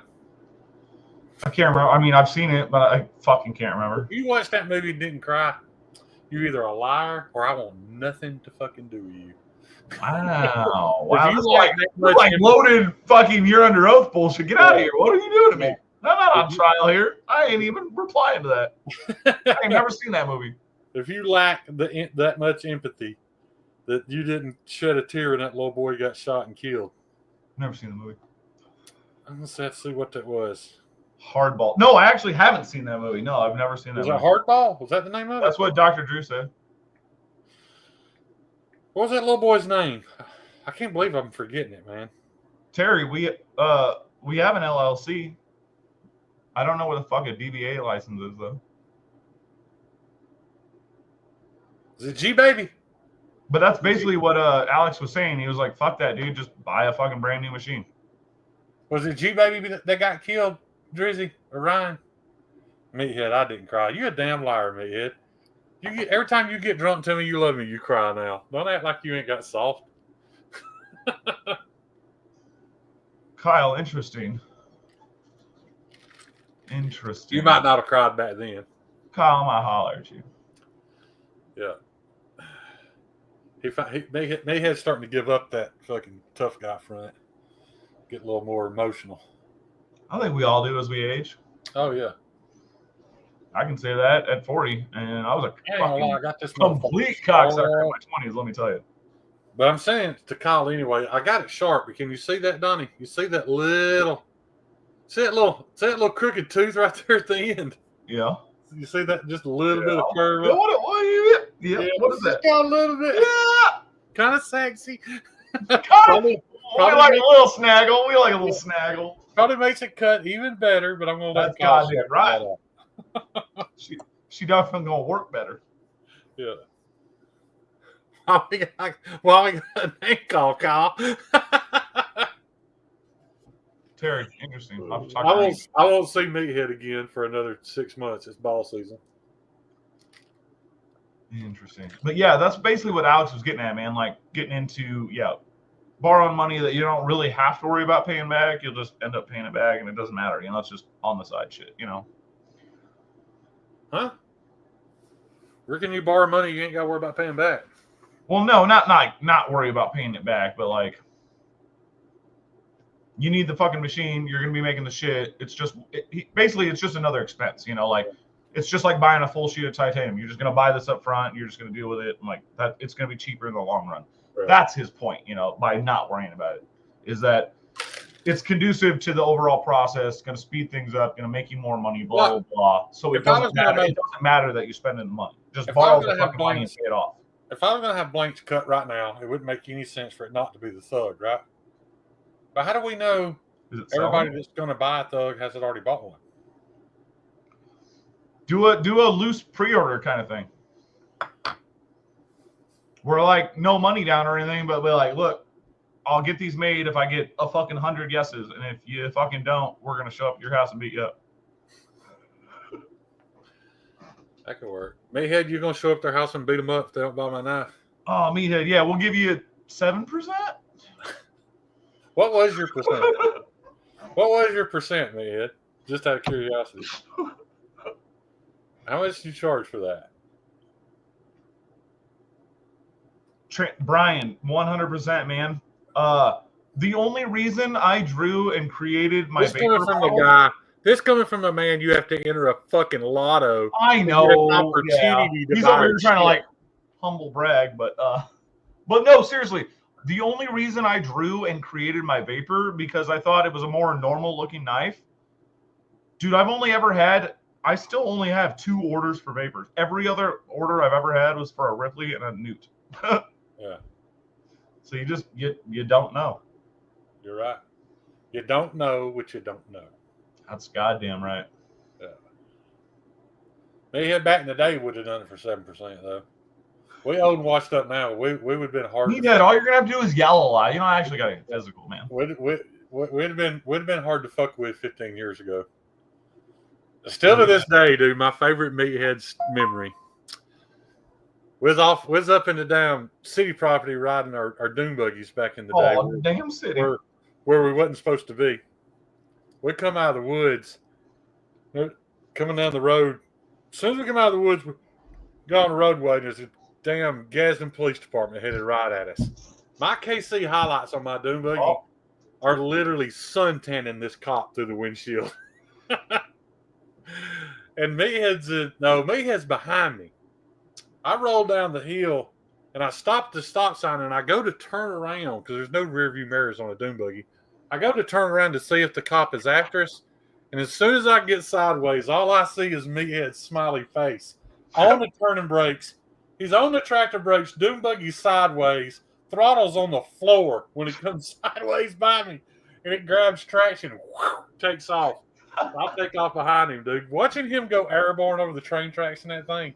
He probably got about 8 foot up of air and probably jumped 50 feet. I'm right there, right behind him. Dude, we made it to my house. I've jumped some shit, but not like that. Yeah, like 6 blocks away, we get to my house. Only cool thing my ex-wife's ever done, she was in the driveway with the gate open. Dude, we come whipping sideways in the yard, fucking on the turning brake, sliding sideways behind the house. She shuts the gate. We run through the back door, out the front door, and sit on the front porch and watch the cops drive by. Yes. That is movie shit. It was, dude. It was so good. Dude, when I look over and see Meathead just fucking, because he's supposed to be parallel to me, but he comes by me sliding sideways on the fucking turning brakes and shoots out past me in front of me. Because let me tell you what Meathead was doing. He was like, I ain't got to be faster than that cop. I just got to be faster than Shane. Nice. Brian, for sure, man. That's how I learned what I just said, man, is because I know how it looks. Yeah, when Meathead came in my yard, Donnie, he cut sideways so hard he peeled the tire off the rim. That's how hard we was getting it. Nice. Nice. You know I like driving hard and fast. Drive fast, stop fast. Yeah. Well, it got there towards the last few years. They got a hard on for us guys because we were on the roads in technical cars with no insurance, no tags, no registration. We were breaking all kind of laws, but up until then, they didn't care. Breaking the law. Then all of a sudden, they decided to care and thought that overnight that we would care. Well, we didn't. Right. Our minds were not made up. But Man, they eventually won. The city blocked all that property off.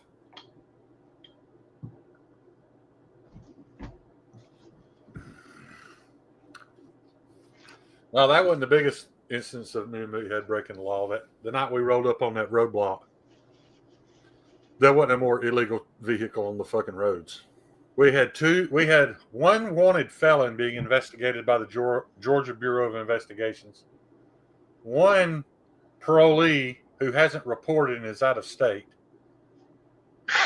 a seriously intoxicated driver, Shane high on meth for the first time in the back seat, literal baseball-sized chunk of ice in my brother's pocket, and probably a half a pound of weed stuffed in behind the glove box. And the floorboards were literally full of beer cans up to our knees. That's how we rolled up to a fucking DUI checkpoint. That is some Squidbilly shit. And drove off. And it's Squidbilly shit. Yep. You are early. You know that, right? You are early. Oh, I know. Yeah. Meathead was so drunk when that cop asked him for his license, he had to reach for it 3 times. Because Meathead said, here you go. And what was so bad was we knew we were going to jail. When we pulled up, there was this red Pontiac Sunfire in front of us. Donnie, they had the seats tore out of this car. Little 16-year-old girl in the ditch, in the water, crying. Like, there's water running in this ditch. She's sitting in a handcuff crying. They tearing his foot apart. And we the most illegal truck in the fucking state. And they hand Meathead his license back and say, you boys have a good morning. Oh, small town life. I don't understand it. I wish I did. Yeah. I'd have gotten mad light justice that morning. Was that the same night, Meathead? Was that the running from the cops night? Did I stuck the... Y'all remember them $5 Dollar General plastic chairs people put on the front porch? Those don't work on a slick concrete porch. My concrete was like slick and painted. Right. We walk out on the front porch one day. Meathead sits down. This time I'm probably 320. And I plop down in one, and the legs sprawl out, and one of the front legs snaps off, flies across the porch, and embeds itself in Meathead's shin. Dang. That's rough. No, it ain't. It's funny, dude. I don't know why. He's the only human being I know that it tickles me to watch him bleed. I don't know why. I love him to death, dude. But the more he bleeds, the more I laugh. Shit. Yeah, we were laughing at the cops and blam. Cheerlegging. God damn. You can't hurt him, dude. I mean, he'll grab it and, scream some bitch or something, but. Some bitch. Yeah, he'd right back to work in 2 minutes later. God almighty. Yeah, any arthritis or any ailments Meathead has at his age is 40% the fact that he's the hardest working sumbitch that's ever been on the planet. It reminds me of the Dennis Leary fucking skit where he's talking about his dad using the fucking nailer for the wood paneling, and it goes through his hand, and he's just like spits it back out, keeps nailing more paneling. Yeah, that's Meathead. Help me with these balls, son. They're too damn big.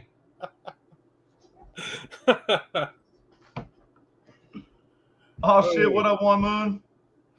Yeah. Meathead's gonna be 80 years old, laying around his neck killing him, blaming it all on me. Y'all, the part he don't tell y'all is his neck's all fucked up because he rolled a damn forklift down the side of a mountain and damn near broke it.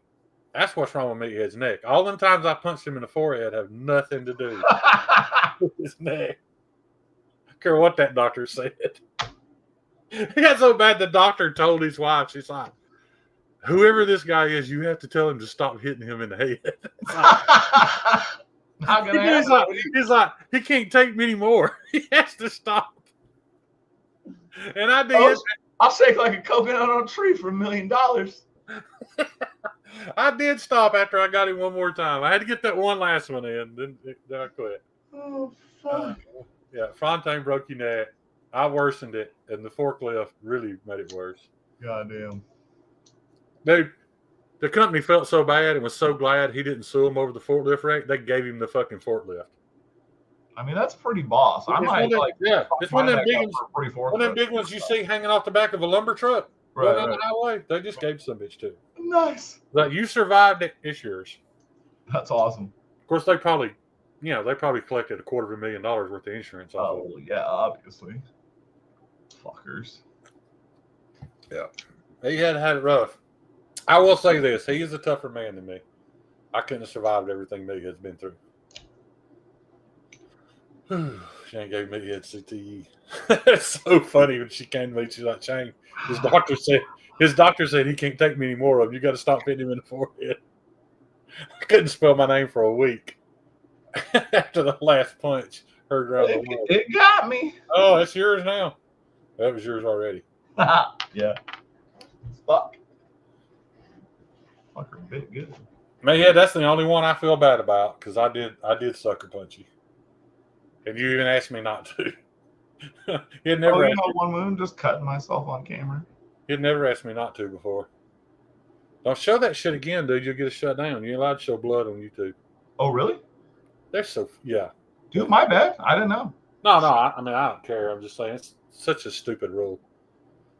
That's why Demolition Ranch, his first channel was Vet Ranch, and it got shut down because it couldn't show procedures. Couldn't show a drop of blood. That's fucking wild. You feel bad. He's always got to throw in that part about breaking my elbow. Damn, you broke your elbow? The same night I sucker punched him. That sounds fucking awful. He grabbed me by the wrist and yanked down. I was staggering drunk. He grabbed me by the wrist and yanked down. I went down so hard when my elbow hit the concrete floor, it broke my elbow. Yeah. And then I threw up on him. in his truck. Y'all two need to calm the fuck down. He had to shit. He had to get rid of the truck because every time it got hot inside, it smelled like fucking liquor and what was that? Liquor and a pot roast or some shit. I don't know. You guys are fucking squidbillies. This is so fucked up. Liquor and pot roast. That's what you tell me. Yeah, I ate about 3 pounds of fucking roasted barbecue, and then drank a fifth of something, then a half a fifth of some of that cinnamon shit, and like a half a case of beer. Dude, we used to fucking party it up, dude. I mean, I feel you. I'd be getting fucked up too. Yeah, we could knock them back in the day. I didn't break my homie's elbow. We might have fought a bunch, but shit. He said, then we puked all over Gadsden. I tried to drown him.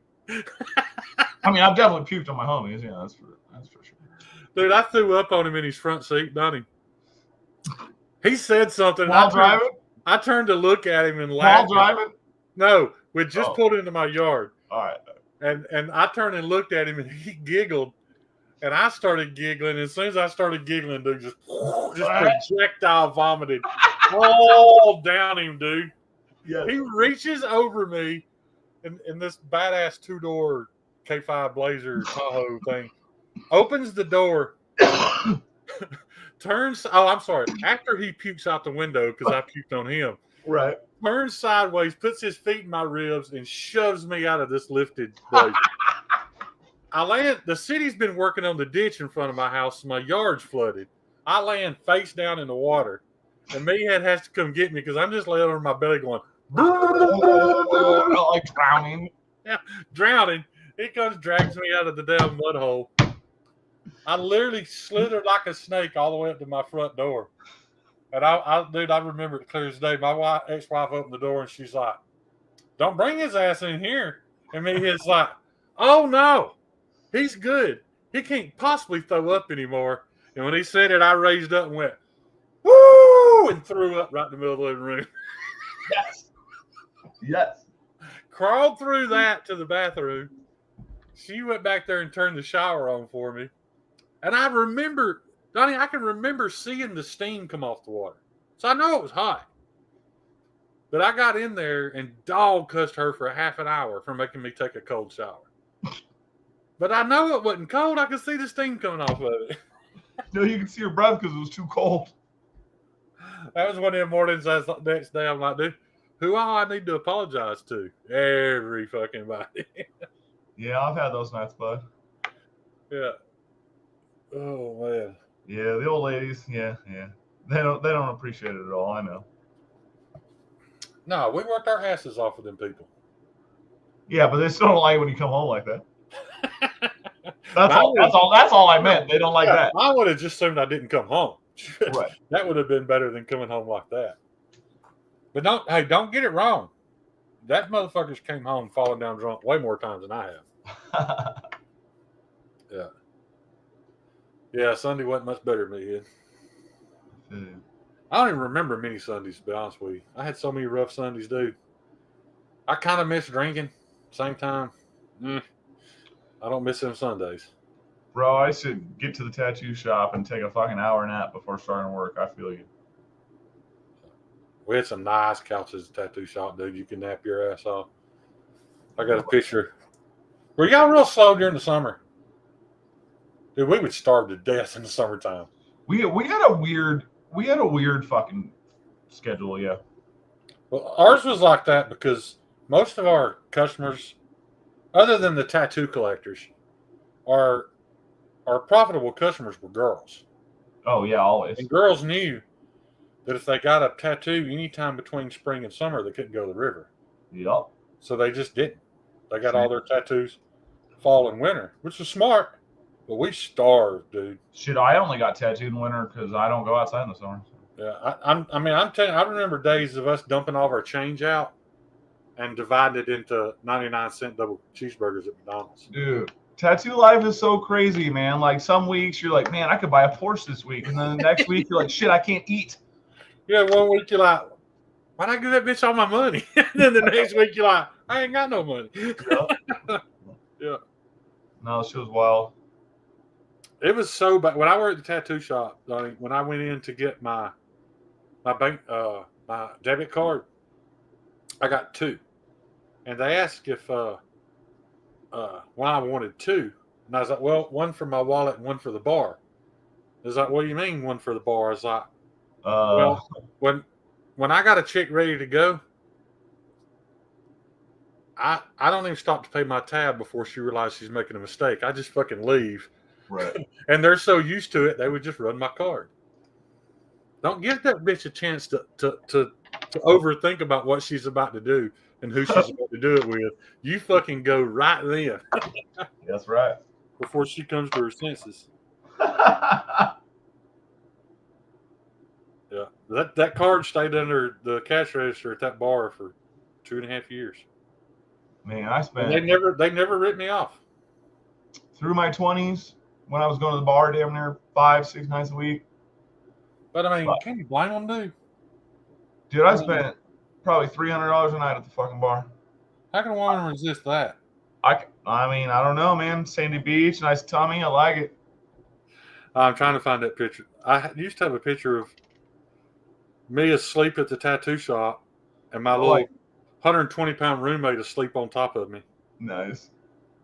But that was tattoo shop life, man. I could go to the bar every night, spend $250, $300, and it didn't matter. Make it back the next day.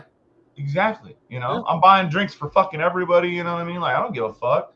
Right. My money's your fucking money. Tomorrow I'm gonna go do 3 hours of work and make $300. Fucking awesome. Every chick in that bar is drinking on my tab. One of them knows. I don't know if they get together and vote on it, but they figure out one of them got to pay the price. Yeah. Because you know it ain't. But that's what I'm saying. Like, but it didn't matter. We just wanted to fucking have a good time. We didn't give a fuck about the money because we were gonna make more tomorrow. Like, right. And life is awesome. Like, I had absolutely nothing to show for the 10. Fuck no, I got nothing to show from it either, dude. Not a dime, not a fucking investment. I wouldn't trade those stories for any material possession. Nope, not at all, man. Best years of my fucking life. Yeah, you got metal bands practicing in the lobby on weekends sometimes. Dude. We don't even know if they're any good. They'd be like, hey, can we practice in your lobby? Fuck yeah, man, come on. Yep.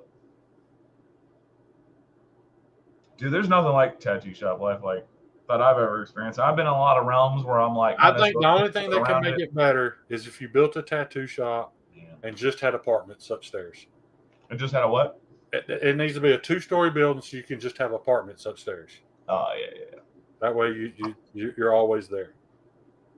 Or if you just put a bar in the back, then you'd never have to leave. That's no shit. Yeah. I don't know if I still got that picture. It might take me a minute to find it. I wanted to show you.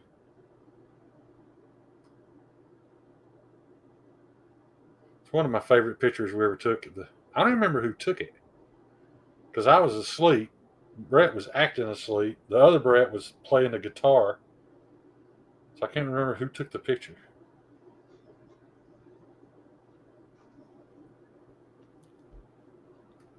There's me an old meathead right there. Oh shit! What'd I do? I'm gonna give y'all two guesses whether or not he's drunk in this picture. The first one don't count. Man, I hope I ain't lost that picture. I'd be highly upset. I know this is riveting entertainment, guys. I'm sorry. Yeah. I mean, that's my little buddy I lived with right there. That tattoo with little Brett. Oh shit. Yeah. A tiny little fucker. That picture I was talking about that made me famous, Donnie. That's what I would look like. That's what I would look like next to you. You're a big man. That's the picture I had on my MySpace. Yeah. I don't know if you can see this abnormally large bulge right here. But trust me, dude, it was just the way my blue jeans. It's just the socks I had in there. It's all good. But hey, no apparently nobody believed that shit wasn't real. I mean, they were all highly disappointed when they found out the truth. Work the legend. It's all good. Work the lore. Yeah. That's the one. That's the picture. Remember me telling you about the Playboy Playmate that came up to me and jumped up and wrapped her arms and legs around me and was like, "You're Big Shane, ain't you?" And I was like, "Yeah." She's like, "MySpace made you famous." Nice. Nice. I was like, "Well, Playboy made you famous, so hey, it works out." Terry, you could also force them to all watch us ramble about nothing. If it ain't got no swedge, Cheeto, it's not about having a swedge or not having a swedge, Cheeto. You don't get it. It's about having an impossible to match from one side to the other swedge. That's your problem. You can't just have a swedge. You have to have dissecting swedges at different angles. Bullshit like that. Todd Carr, me neither, bud. I remember I used to go drive to bitches' houses so fucking drunk that it looked like there was water, like I was driving through water. Yeah. I was telling the booger story at Easy Ride. I don't do that anymore. I'm just saying. Guys, what booger story? Oh, you're talking about Fat Dog's booger? That motherfucker we rode all the way to Atlanta with this guy with a damn cornflake hanging out his nose. Every time he'd talk, the wind would blow it around. Is that the booger you talking about? That's rough. Oh. Yeah, big ass cornflake. It did, dude. It looked like a piece of cornflake hanging out his nose. And when he'd talk, the wind would blow it. What the fuck? Ooh. Hey, he offered he fucking handed a chick his fucking platinum credit card and was just gonna buy Meathead a fucking Fat Dog motorcycle and let him ride it home. Meathead, that's the smartest thing you ever did, not get in debt to that guy though. Yup. Meathead knowed a lot there is to know about debt. I'm sure that's why he didn't do it. I wouldn't have had that willpower. I'd have swapped that dude's fucking card. I would have never been out of debt to him. Yeah. I guess I can take said Stevie's thing down. Hey, what time is it? I forget, guys. We got to get off at 11. Stevie's doing a live from the Honey Bucket tonight because they ain't going to be the. Oh, shit. That's tonight? I got the notification, but I thought it was early for Thursday. No, it's tonight. Oh, shit. But I remember. Cool. Dude, I've already been live for 2 hours before this, so I've been sitting in this chair for fucking 4 hours now. It's a $75,000 Iron Horse. That's right. You ended up buying a Fat Dog. Tell you how fucking pretentious Meathead is, though. The only reason Zach said we have an hour. He's not going on until midnight. The only reason Meathead bought that Fat Dog motorcycle, he's never said this, but I know for a fact the reason he bought a Fat Dog, because in that movie Armageddon, when they're asking him where to find Come him. and get Big Dog. He's like, he'll be the only big black man in South Dakota riding a fat dog chopper. I know that's why Meathead bought that motorcycle. He's like a 1 month stay at the White Horse. White Horse. White House. White House. I can't do his voice. It's so deep. Yeah. White House. And we White House. And we don't want to pay taxes ever. Ever. Big dog. I fucking love that movie. I don't give a shit. You skip through the whole singy scene where they're leaving, and then it's all good. Yeah. It was just fun, man. I don't understand why. Aerosmith. You skip through the Aerosmith songs, and that whole movie's good. I like the Aerosmith songs. No, that's not the point. Easy. The point is those parts of the movies suck. Yeah.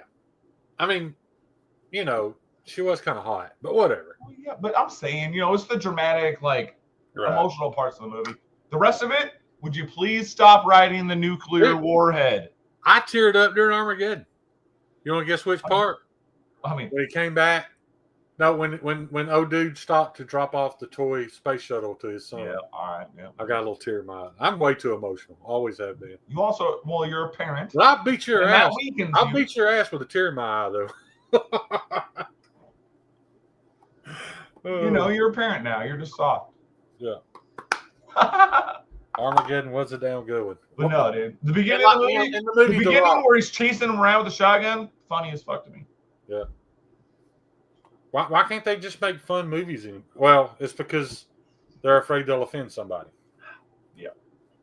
Yeah. Can't whoop a man that's crying. He ain't got nothing to lose, man. He done cried in front of his buddies. You better leave him alone.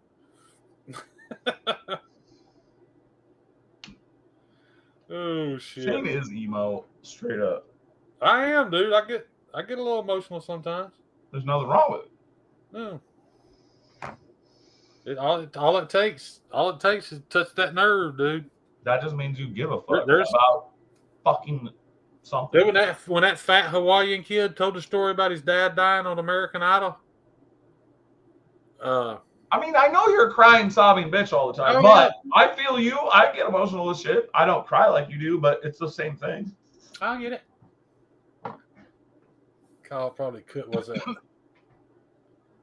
Marty is a 6'8", 350-pound teddy bear.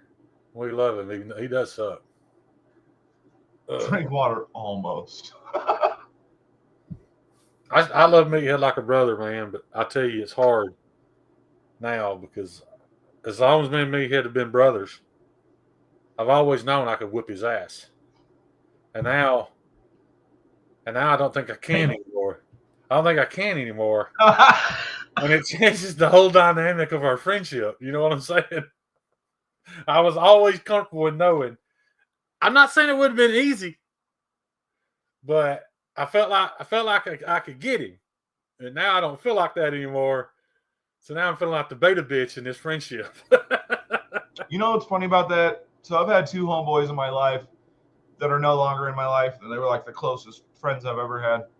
But both of them, one of them was exactly the same as what you just said, and then the other one was the opposite. Like at one point, like I knew I could beat this kid up our whole life, and then at one point I was like, damn, this dude could probably whip my ass now. And the other dude could always beat my ass. And then at one point I was like, I would fucking mop this dude up if we got into it now. Yeah. And so I totally understand that. Yeah.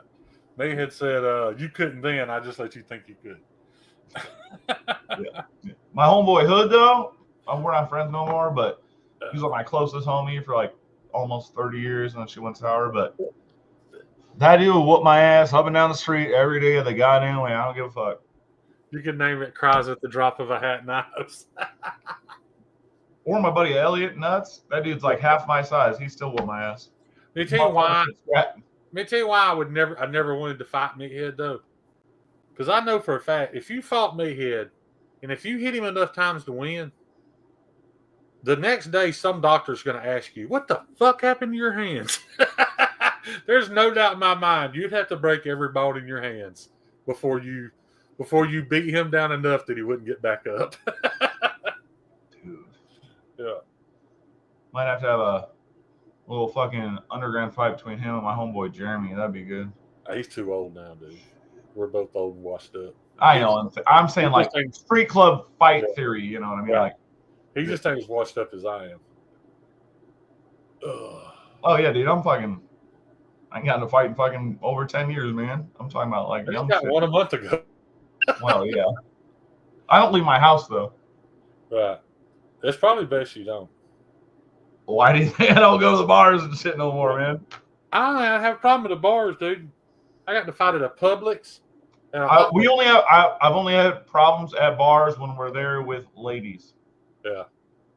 Because somebody says the wrong shit to our ladies. Even if they're not our ladies, they can just be ladies in our fucking group. But we don't fuck with that shit, man. Yeah. I remember the fight I got in before that was at the damn hot wing joint. But that was my ex-son-in-law. That shit was bound to happen. It just happened to be there. I've seen Shane pick a half-ton truck up off the lift, sitting under it on a stool. That's true. I used to be. That's why I'm hurting like I am now. I was too damn strong for my own good. You know, think about it when you're young, when you're picking heavy shit like that up. You don't realize that you're going to pay for that shit when you get old. So, obviously, I'm half your size. But similarly to that topic, my brother always talks about it because Arnie's bigger than me, always has been, but he's always talking about, oh, I'm not as strong as you, blah blah, and then talking about shit I did when I was younger, and I'm like, yeah, well, guess what? I walk with a cane now every once in a while, so we fucking pay for it, bud. All that extreme shit you did, you pay for every bit of it. I remember when I was young, people tell me that. I'm like, but it don't hurt. I don't feel nothing at all. I'm fine. Yeah. Like, just keep doing that shit. You'll see. Yeah. And now that I'm old, we sure did. Now that I'm old, I make sure that there's an empty spot on the front of this table so that when I stand up, if I get too woozy, I can just grab the table to keep myself from falling down. That's where I'm at. I literally do walk with a cane every once in a while because my back is fucked. My hip's fucked, and then my left ankle. Your back's probably fucked from tattooing, didn't it? Was it tattooing that got you back? That's what fully fucking put it down, man. People don't realize, dude. You sit like this. I mean, you're chicken winged. You're chicken winged and humped over all day. Yeah. My first, dude, I hadn't been at the shop just a handful of months. I just started making money tattooing, and we had our 2-year anniversary. I literally sat in the guy that apprenticed me, I sat in his booth, and he was at the door putting stencils on people. And the counter girl was sitting there changing out my needles and tubes, and putting the little plastic sleeve on. Like, people would sit down, and because you can only get certain designs. They were like super cheap that day. Yeah, it's like Friday the 13th, whatever, blah blah. Yeah, so I tattooed for 12 hours nonstop. Got up out of that chair twice to take a leak. And at the end of the night, we went to the bar. I ate a half a Xanax ladder on the way there. I ate the other half when I got there, drank 2 beers, and they had to carry me in the house. I'd never taken Xanax before. And I ate a whole ladder with 2 beers, first try. A whole bar? Yeah. There's a picture of it. You don't remember it, though, do you? Vaguely. I vaguely I bet. Well, I'm saying it was vague, yeah. Dude, I've had my times with Xanax, let me tell you. Let me tell you what Xanax did to me mostly. Any female that made eye contact with me, I fucking fell in love. That's goddamn right. You're like, woo! I'm like, bitch, can I get eye contact with me right now? That's a you. Yeah, women are so prettier when you're on Xanax. They're so much more attractive, dude. Dude, it's like they have this glow about them and everything about it. You're just like, oh, yeah. Until it's over. Well, yeah. Dude, I've done embarrassing shit on Xanax that people have told me about. I don't remember it, but I only did it that one time. And, my stint wasn't long, but yeah, I was an ass. Yeah. Where are all the Shanes? Paul, I'd love to get a cane sword. That'd be awesome. Boys. You're right. You're right there, Matt. They are. Fat boys. I don't think I've ever not been around food. I used to have Fat Boy tattooed on my inner lip, but I changed it. I knocked a dude out. I knocked a dude out in the projects one night, talking about neighborhoods. It's Thanksgiving, dude. Listen to this. It's Thanksgiving, and my wife's like, I can't go to the family Thanksgiving tomorrow. I'm like, why not? She said, I don't have any pantyhose. I was like, don't fucking wear pantyhose. I gotta have pantyhose. All right, then we won't go. So she starts getting mouthy. I was like, fuck it. I'll go to Walmart and get you some pantyhose. Sure. Well, the trip to Walmart, the straight way there is through the projects. Yeah. I take off like fucking midnight. This is about when Walmart was open. I don't know if they're still open 24/7 or not. I'm already not feeling very manly because I'm standing at the counter with some fucking sheer whatever, the shit in the egg, the pantyhose in the egg. So anyway, I buy the pantyhose. You should feel manly because you're getting that for that pussy that you're getting. Right. I buy the pantyhose. I get back in my fucking Z28. It's all jacked up and ass in. Hood scoop. I'm feeling manly. Hold on, let me get back my Z28 that's raped like a motherfucker. Right, with a hood scoop, fucking loud exhaust. And I head back home. Open headers, bitches. Yeah, and had to go back through the projects. Well, I stop at this red light, Donnie, and there's a Buick parked on the corner. 3 guys standing there leaned on the car. When I pull up to the red light, any red light I pull up to, especially this one because there's zero traffic. So I'm sitting at a red light, and naturally I just look because I'm like, I'm fucking wasting my time sitting here. I look to the left. I look to the right. Well, when I look to the right, I make eye contact with the guy sitting on the Buick. And then I look back straight. I didn't say anything. I didn't make any motions. I just saw them and I looked back straight. Wrong time. When I look back straight, a loogie hits my windshield and starts sliding down it. So I come out of the car. Over spit. You wanted to fight over some spit. Right. Bad. And cocky dude number 1 is coming around the front of my car. And I guess he thought we were gonna meet at the front and talk some shit and shove. No fucking instead, when I got to the driver's tire, I came over the hood and fucking hammer fisted him right in his eye socket. Yes. And he went down. And I turned and looked at the other 2, and dude, they didn't move. They didn't say a word. They just like, fuck that guy. So I got back in my car, backed up and drove around him. I got like 2 blocks down the street. And then I got scared. I was like shaking. I was so scared about what had just. I mean, dude, that could have shot me. You know what I mean? Yeah. Anything could have happened. That's what I'm saying. You got out of your car over spit on your windshield? Yeah. You're in your car. That's the biggest weapon you got right now. Mama didn't raise no bitch, no. You're in your car. You could have ran them over. No, they were off to the Buick was like right beside me. It was parked. And they were just leaned back against it. Yeah. But somebody was already on the other side when you got out? No. Around the front of his car. Around the front of his car. Yeah. Right. No, I got you. When the loogie hit the windshield, by the time I got out, he was coming around the front of my car. And when I got to the driver's side tire, I just dove over the hood and hammer fisted him right in the eye. No, that's probably. And he just like, he did this into the road. I had to back up to drive around him. But it's always weird when shit like that happens, how I react afterwards. I always get that's the adrenaline. That adrenaline dump just fucks with me, man. But that story I told to David Butler. The first time me and Meathead ever hung out together, David Butler kept saying, tell Meathead that story. Tell Meathead that story. I didn't want to tell the story to be all bragging about it. Right. I've had my ass whipped before.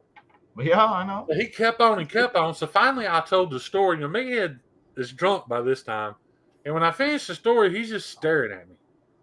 I don't even know this dude yet. He's just staring at me. And I'm like, what? He's like, you can't knock me out, big boy.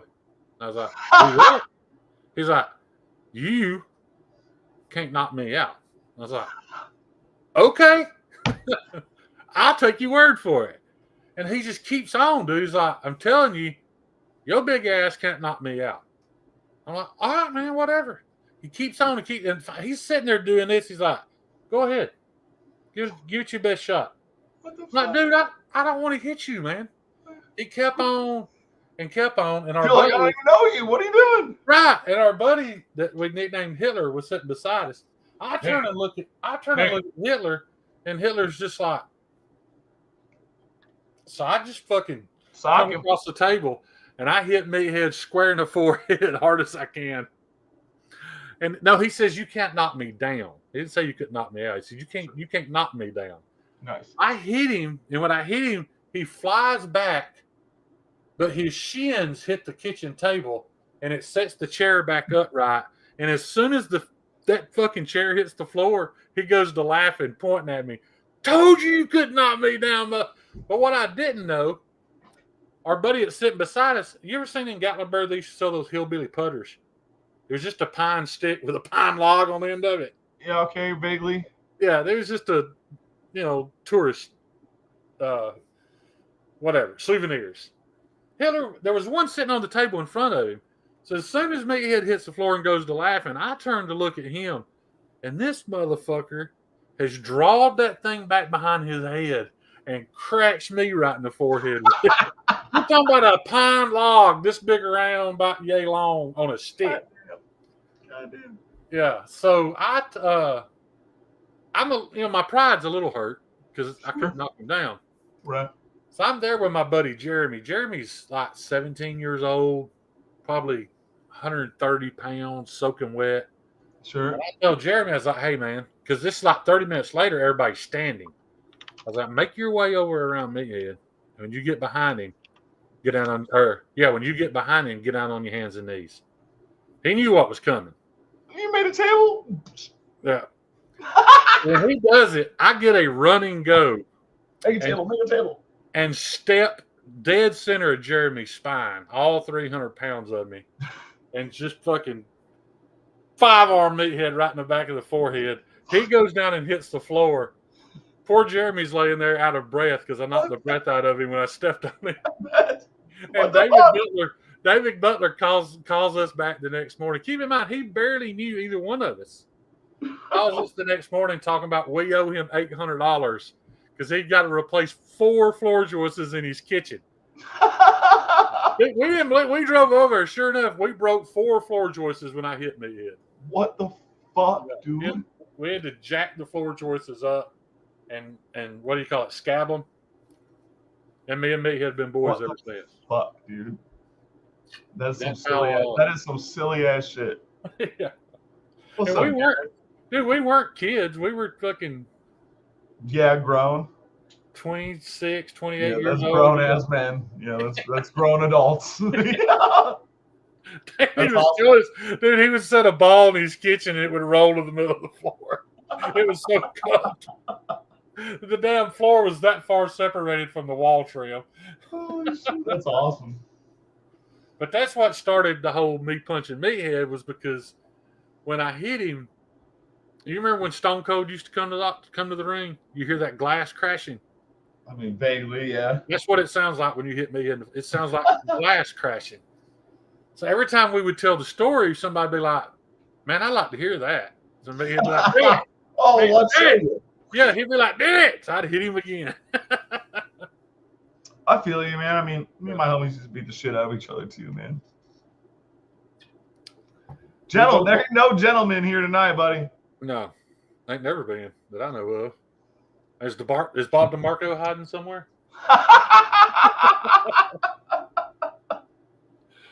Dude, I'm telling you, let me tell you something about Bob DeMarco. True gentleman, an absolute gentleman and a scholar. He's a nice dude. And I firmly believe that dude whoop your ass. Dude, I would never fuck with that dude. He's been training. He's like low-key, like fucking Merc or something. I don't know. Now, granted, some of the shit he trained in might be borderline bullshit. But if you've trained and gotten good at anything, if you've trained and gotten good at anything, you probably don't want to fuck with him. Nah, man, that's what I'm saying. More than me, I ain't trained to do shit. I'm a gentleman. I only look respectful at my. I mean, yes. Yeah. Let me tell you something that pisses me off about Brian Kim. That dude grows a perfect goatee. Have you ever noticed how perfectly? Oh, he's got really good facial hair. My shit don't connect right he here. He does, dude. Yeah, my shit don't connect. That's why I don't have a mustache, because they don't connect. Dude, his shit looks like it is drawn on by a Hollywood makeup. Oh, yeah, no, our shit's too white trash for that. Yeah. Brian's is perfect. Like, he had a little 5 o'clock shadow when he was on his last live. I did a lot. Man, I'd give anything to have a fucking goatee like that. I'd be considered a professional psychonaut. Yeah. Good night, Meathead. I love you, buddy. Hey, Meathead. Never met you, but you're awesome. Yeah. Meathead is awesome. I've been through some of the very best and some of the very worst times of my life with Meathead, man. I feel you, man. 90% of my you ain't gonna believe this shit stories. I'm Derek. I'm a white trash looking. Me too, bud. Yeah. 90% of my stories involve Meathead. Yako, exactly. We're all here, bud. All the trash. All the white trash. Yako ain't fucking playing. Yako was like, dude, he got the hair to show it, man. Yako be living that motherfucking shit. Yes, Yako just fully embraced the white trash. He's like, fuck it, I'm going all in. Fuck yeah. Like he was hanging out with Kid Rock. If I find out he don't live in a single white, I'm gonna be so fucking mad, dude. He does. Kid Rock was there earlier today. Thank God. Please tell me you have an early 70s Mopar in your yard that don't run. That's all I need to hear. I don't care if it's a Super Bee, a Charger, a Challenger, a fucking 300 Hurst. I don't care what it is. Please tell me you have it could be that fucking stub-nosed Dodge van. Just tell me you have one that doesn't run. That's what I want to hear. Yeah. Buick LeSabre.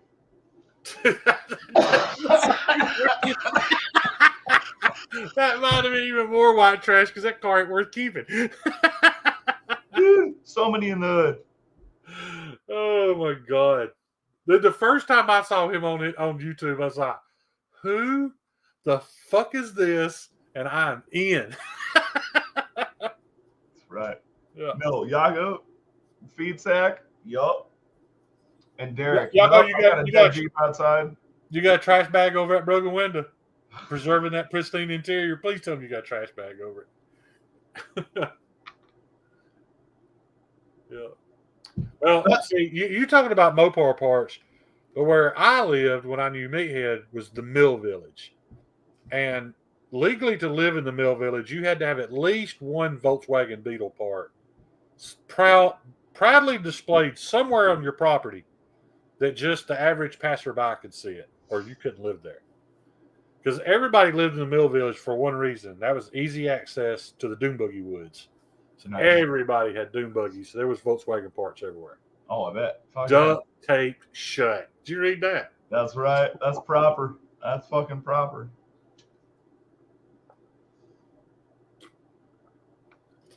Don't be ashamed, Tyler. I lived that life for 40 years. I get it, Derek. I can barely type with these calluses. You're right, Kyle. Javon technically has doors. He just having the door skin. Like if you walk up to Javon's door, you can see the speaker and the power window motor. It still works, but it's all exposed because the whole door skin sheared off. Javon drives a car like that? Yeah. I love Javon so much more now. Yeah. The speaker still works. That's amazing. Donnie, it's been out in the weather for over a year. I love it. Not serious. I'm literally like genuine here. I'm fully genuine here. I've rode it. It was a nice car. Dude, Ernie's best friend won't drive a car if it has any rust on it. Yeah. Let me tell you, he can say what he wants. Javon got so fucking high, he fucking veered off into a guardrail. That's what happened to that door. I mean, but he's still driving it. I love it. Yeah. Well, he doesn't have any choice. That's all he had. Because when he did it, he borrowed his mom's Volvo. And like a week later, he was stoned again and rear-ended somebody in it. Busted a radiator. So I mean, if you're Jewish, you ain't got no foreskins, cool. What does Javon drive? I think it's a Ford. It's not the Edge. It's the small. Is it the Escape? Yep. Dude, it's a Ford Escape. It's a fairly. My last ex had an Escape. Love that fucking. Yeah. It's a fairly. It was a nice Escape when I met him. Dude, I beat the shit out of my exes, dude. That thing was fast. Yeah.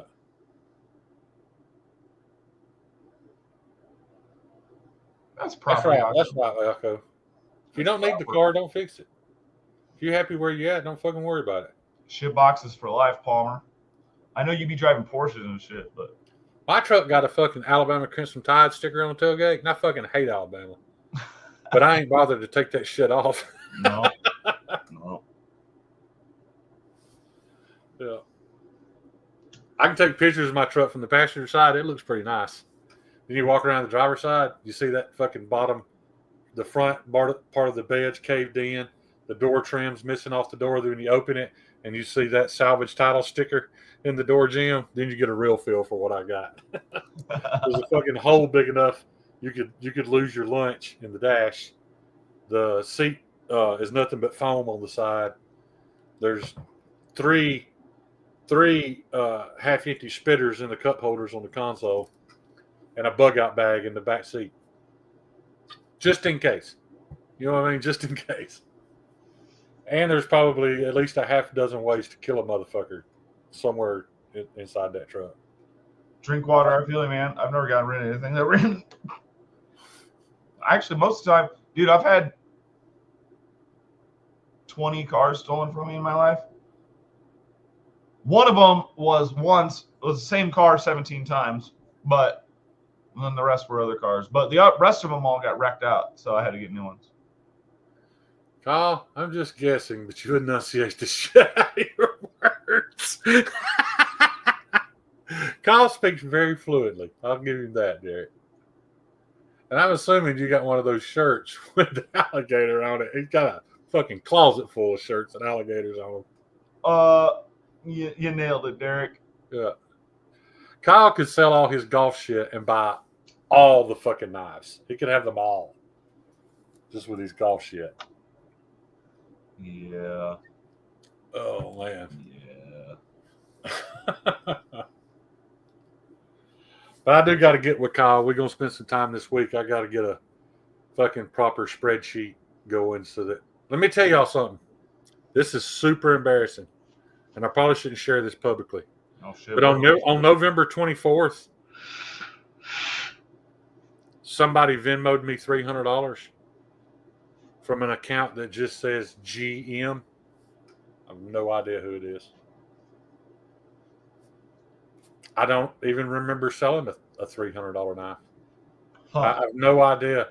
I'm hoping it's not knife related, but I've no idea where that money came from. And I'm scared to death that one day somebody's going to speak up and be like, I sent that motherfucker $300. I never got nothing. I mean, you talked about it publicly now, so fuck them. I'll say fuck them now if they don't step up. Yeah. I don't know what it's there for. I just don't know. That's a nice problem to have. Yeah. So, yeah, I'm starting a spreadsheet because I really need to keep up with the date it was ordered, if there was any money collected, exactly how much that was, a roundabout promise date so that I can be a little more organized. Because, guys, to be honest with y'all, all of us need to learn to be better businessmen. I mean, to be honest, I thought I would make 8 or 10 knives and it'd be it. I told you I didn't think I'd make a living from this neither, man. I mean, I never expected it. And don't get me wrong, man, I'm not fucking Etsy by any means, but I never expected it to get this busy.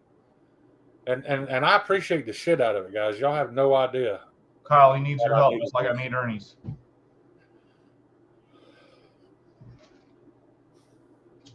Yeah. You're right, Kyle. I know. That's what I'm saying. Me too. You're right. We know. And I just don't know, man. I really don't. I don't know if it was... I feel like I remember a situation where somebody... I don't know, man. I just don't. But God, I hope it don't come back to bite me in the ass. Fucking A. Because if I owe somebody something, I definitely want to... Well, yeah. I mean, that's been the topic of the whole last week in the community. I've charged 2 or 3 people $300 for a knife, and I know exactly who they are, and they got their shit. So I haven't made a $300 knife that I just don't remember. You know what I mean? But I don't know who G. It's capital G space capital M. The emoji is just a human silhouette. There's no information tied to the account. Might have been for blasting the nips, maybe. I even got thinking, was there any way it could have been part of a immoral transaction with a stripper for some? But no. Damn, you're getting paid for the dick now? No. But, there might have been a situation where we had to work around something. I don't know, but no. Where you got money? Well, there's a lot of money changes hands in there. I mean, are you working them hoes? I used to, but it's not. You just have to understand, dude. There's some things. Maybe it was a tip for taking my shirt off, God. I didn't think about that. I don't see people talk about lean manufacturing principles or emergency funds for contingencies and such. Brian, that's why I just mentioned that. Brian, I know. I don't know how to run a business, and I'm learning, and I don't know shit, and I need to learn more. But I feel like if I knew more about running a business, I would be better off than I am right now. Right. You're 100% right, and that's why I came from a day-to-day cash living, and I'm learning slow, but I'm learning. That's why this I hate to bring it up again, but this whole situation that's happened this past week really opened my eyes to a lot of shit. Brian, I don't have that problem. I don't buy shit unless I have to. How did you know that, Brian? Because I'm guilty of that. Did I tell you about that, Donnie, about getting that package in the mail? Dude, I've talked to a lot of dudes like that. I got a package in the mail last week with an invoice for $240. I remember looking at that scale material. I do not remember buying it. Oh, you did tell me about that. That's funny. Yeah, spent like $237 on some scale material that I didn't need. But I liked it. That is not my life, no. Yeah, dude, I don't hoard belts. I don't hoard steel, but I hoard fucking scale material for some reason. Kyle, come up with a business plan. You probably make some money, bud. Yeah. I thought I was the only one, Brian. I appreciate you. No, that's what I'm saying. Like, I'm really happy about that fucking maker chat thing because of people like Brian and shit who have a better mindset on things than I do. You know what I mean? I would have to spend $1,000 on steel right now to cut up, heat treat, and make enough knives to use all the handle material I have. Probably more. Yeah. I wouldn't doubt that I've got enough. That's right, Duffy. I probably got enough scales to do close to 100 knives. That's a lot, dude. Some of them I made myself, and there may never be a situation where somebody wants them. Sure. But that's the gamble. Yeah. But with that stuff I made myself, that was more of my piddling hobby side of knife making. You know what I mean? It didn't matter if they came out all right or not. Sure. It was just for fun. Learning shit. Yeah. Jeffrey Dawson, you're 100% right. And it really fucked me up for 2 or 3 days, like to the point of I should have been working and I wasn't because my mind was just so messed up thinking about it. Like I said, man, I can't be medicated. I'm trying to just learn to deal with it the best that I can. But that's the one thing that if I could fix, is that when I let something happen in my knife making depress me, it always results in me not working. Dude, same. Yeah.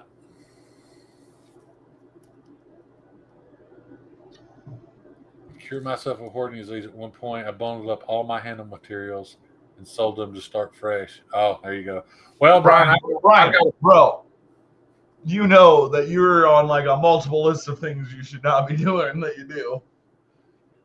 Actually, Todd, what I'm doing is I'm shipping it all. Knives, buy a CNC. I'm shipping most of it to Brian F. to make my scales for my knives for me. So it's not going to waste. I'm probably not going to ship him a lot of the stuff that I made. But almost everything I've bought is going to Mitten State EDC so that he can set it up. Because I've got a lot. But yeah. Brian, I'm just giving you shit, but like, you're very open about being like, dude, I did this shit and it was the wrong way to fucking go. So like, we all appreciate that. Like, we all do that type of shit. You know what I mean? In all honesty, Donnie, it's the reason why I care about Brian as much as I do, because I understand. Brian's a real motherfucker, man, and that's why I've liked him since I met him. We're totally different kinds of people, but I fucking dig Brian a lot. He's one of the few people that I could tell what's going on and why I did something stupid, and I know he would understand it. Yeah, exactly. He's smart. He's into the craft. We're totally different people, and he can tolerate me. Well, I'm talking about the depression side of things. Oh, no, totally. Now, I don't deal with it on the sense of you or Brian at all, but I have my own weirdness in a different sense, and I do understand it.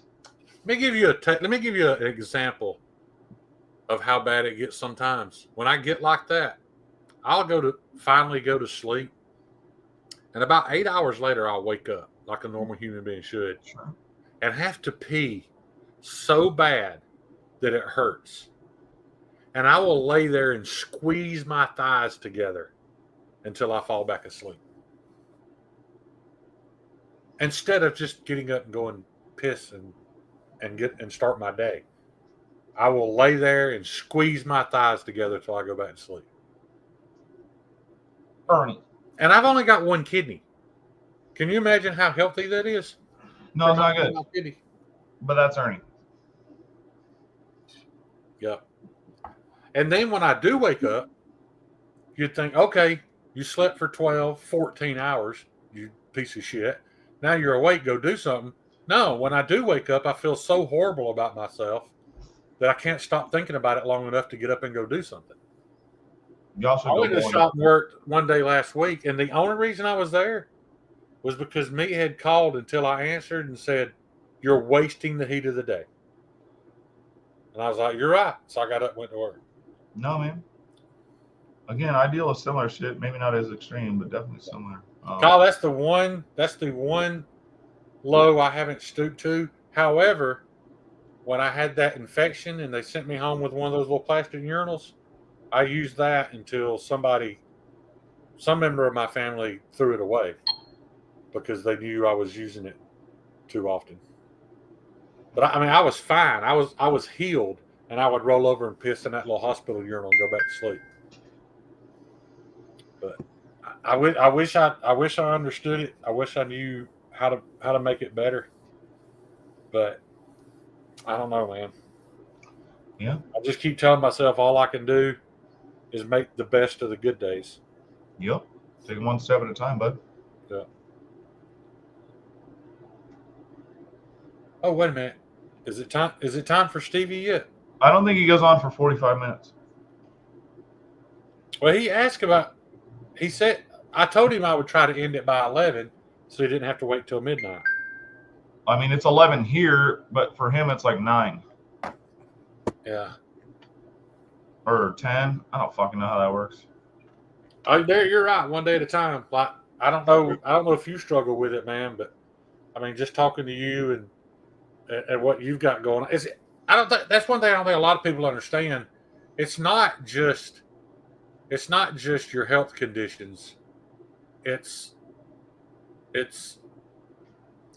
when you start feeling less like a man than you used to be. That's what really fucks with you.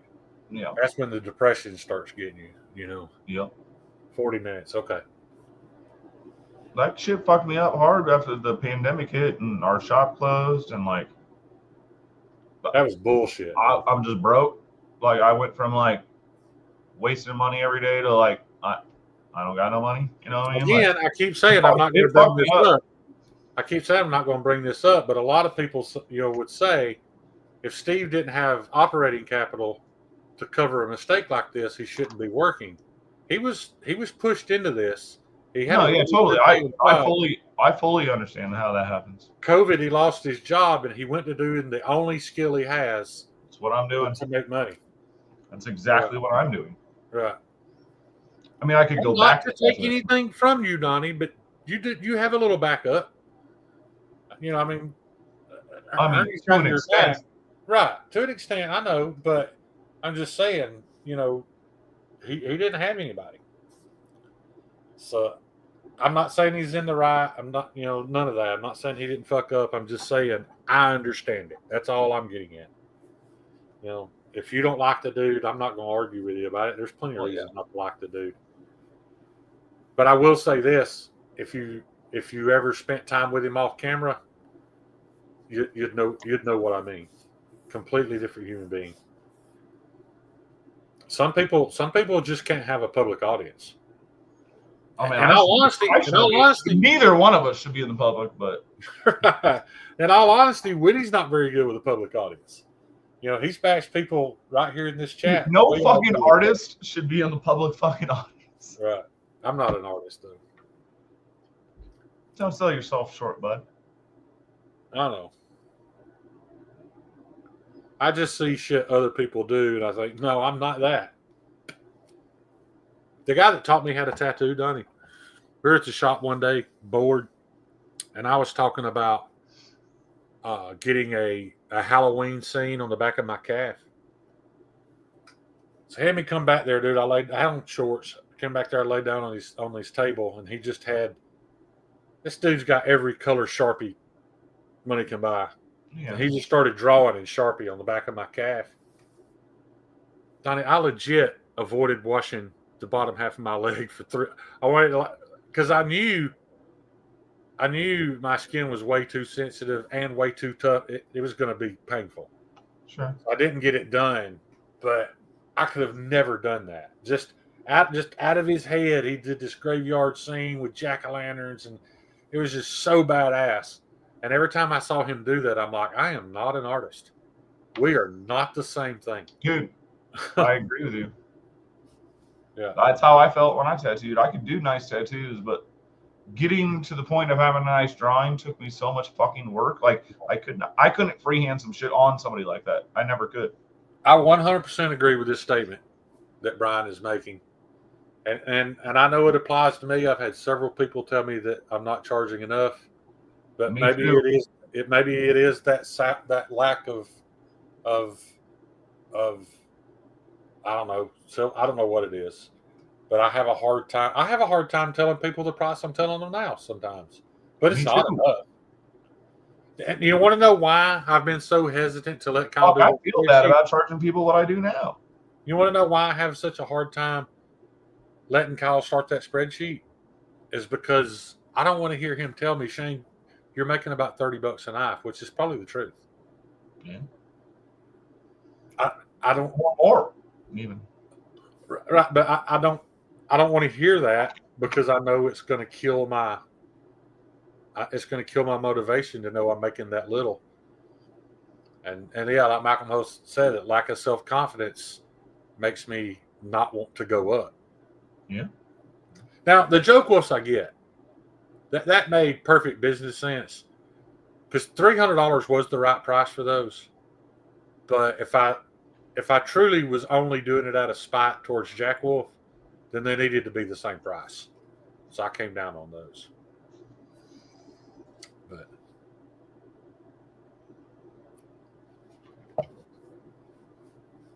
Ron Crow, what's up, buddy?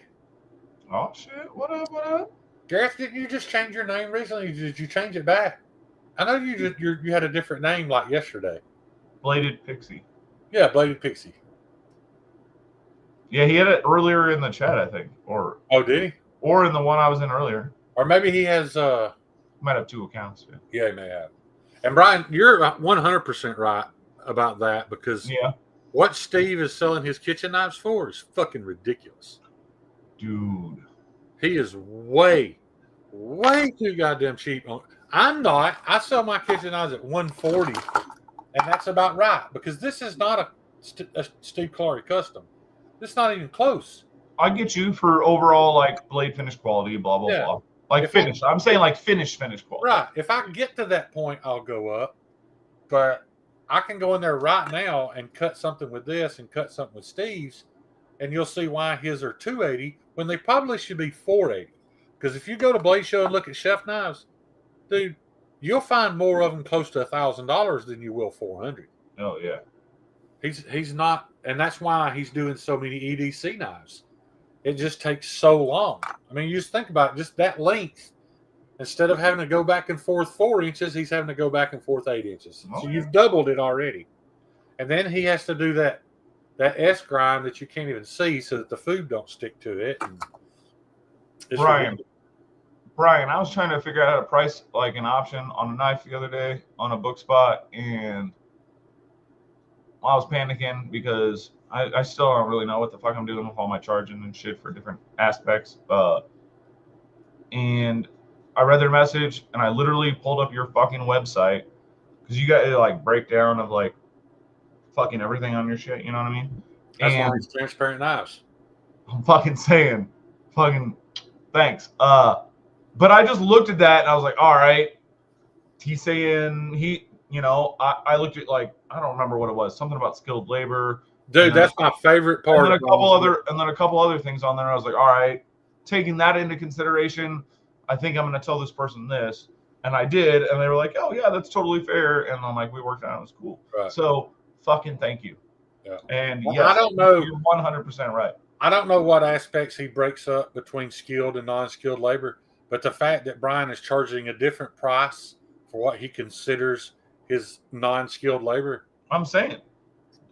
He deserves. That's the shit I need to learn how to do, is what I'm saying. Like, and be proficient at doing and knowing about it. He deserves the name Transparent Knives because of that. Oh yeah, 100%. Yeah. If he's doing something that he thinks you could do, he's charging like $20 an hour. If he's doing something he knows you can't do, I don't remember the exact numbers. No, yeah, and that's exactly the point. Yeah. Right. Or whatever he's paying for, he breaks down, like, I get this shit done, it costs this much per blade, and that's why the blade costs this, like, right. And that's fucking awesome. And I need to be more conscious of my spending in that fashion. So I want to go exclusively with crew wear because I love it, but I have to buy Nitro V because I know there's people in the community like me that can't afford a $300 knife. Right. Yeah. Totally. So I get Nitro V so that I can make them a more affordable. And it's still a great knife. It's not crew wear, but Kyle, you're not wrong. The fucked up part about it is, like, I came from tattooing where I was making $75 an hour, and then I come to this and I feel bad about charging $20 an hour. You know what I mean? Like, it's a weird fucking transition. I was really proud that Aries brought that up when he was talking about, and a lot of people in the chat aren't going to get this, but anybody that's ever worked in any type precision fabrication machine shop, the fact that Donnie can take his parts and move them around under that run out dial and that needle barely moves, guys, that's literally 6-digit machinery it takes to create that, and it still takes a skilled operator to make that happen. You can put a brake rotor on a brake lathe and then do a run out.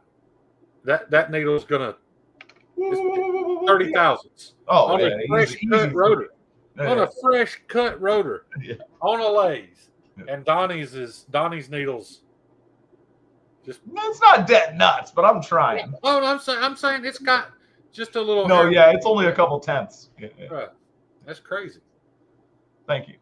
And and I get it. Not everybody's going to appreciate that. I don't strive for that because, in all honesty, in fixed blades, you don't have to. Right. I don't need it. I do because that matters. That matters for that blade. Right. If I was doing bearing pockets, it'd be a lot different. The biggest irony of being a new maker is that you have more risk because of less capital and make more chance of messing up a knife due to inexperience, but you can't fully incorporate. Yeah, you're exactly right, Brian. I know. I've been learning that I need to take advantage of my LLC, Brian. Do you have an LLC? Who, me? No, I was talking to Brian. Brian, before you got on here earlier, I was talking about I don't know if they're still in the chat, but there's 5 or 6 people in the community right now that could absolutely, if they wanted to, they could go public and bash me. None of them have. I just learned what that was earlier, Brian. And Kyle, I will never be able to explain to y'all how pivotal Kyle has been in this journey. But Kyle's helping me with that, and I found a path with Mitten State EDC to speed up this process. If I could get to a point where all I had to do, if I had some wire EDM'd knives, and I could just walk up, or I could heat treat them because I want to do my own heat treat, and then grind my bevels and pack all that shit in a box and ship it away and start the process all over again, I'd be so fucking happy, dude. Right. If I never looked at another handle scale, I'd be so fucking happy. Yeah. I just have to figure out shit we don't want to do. Yeah. I just have to figure out how does that translate to money. Right. And I'm sure I'm going to lose a little money on the first. I want to figure it out. Paul, I don't really have a way of doing inlays, bud. But I've got a event the week after Blade Show I'm going to that I've got to have some knives and some pricks ready for that. A laser wire in the water that cuts your shit out, Derek. I don't remember what it stands for. Yeah, the difference between wire EDM and when a water jet sprays, you have to keep in mind it's not a straight cut. It's just like if you look at the jet, that's how it's going to cut. So if you took that knife and pushed the spine up to a straight edge, there's like a light. Where a wire EDM is going to cut that a perfect 90 degrees all the way around. Your holes are going to be perfect.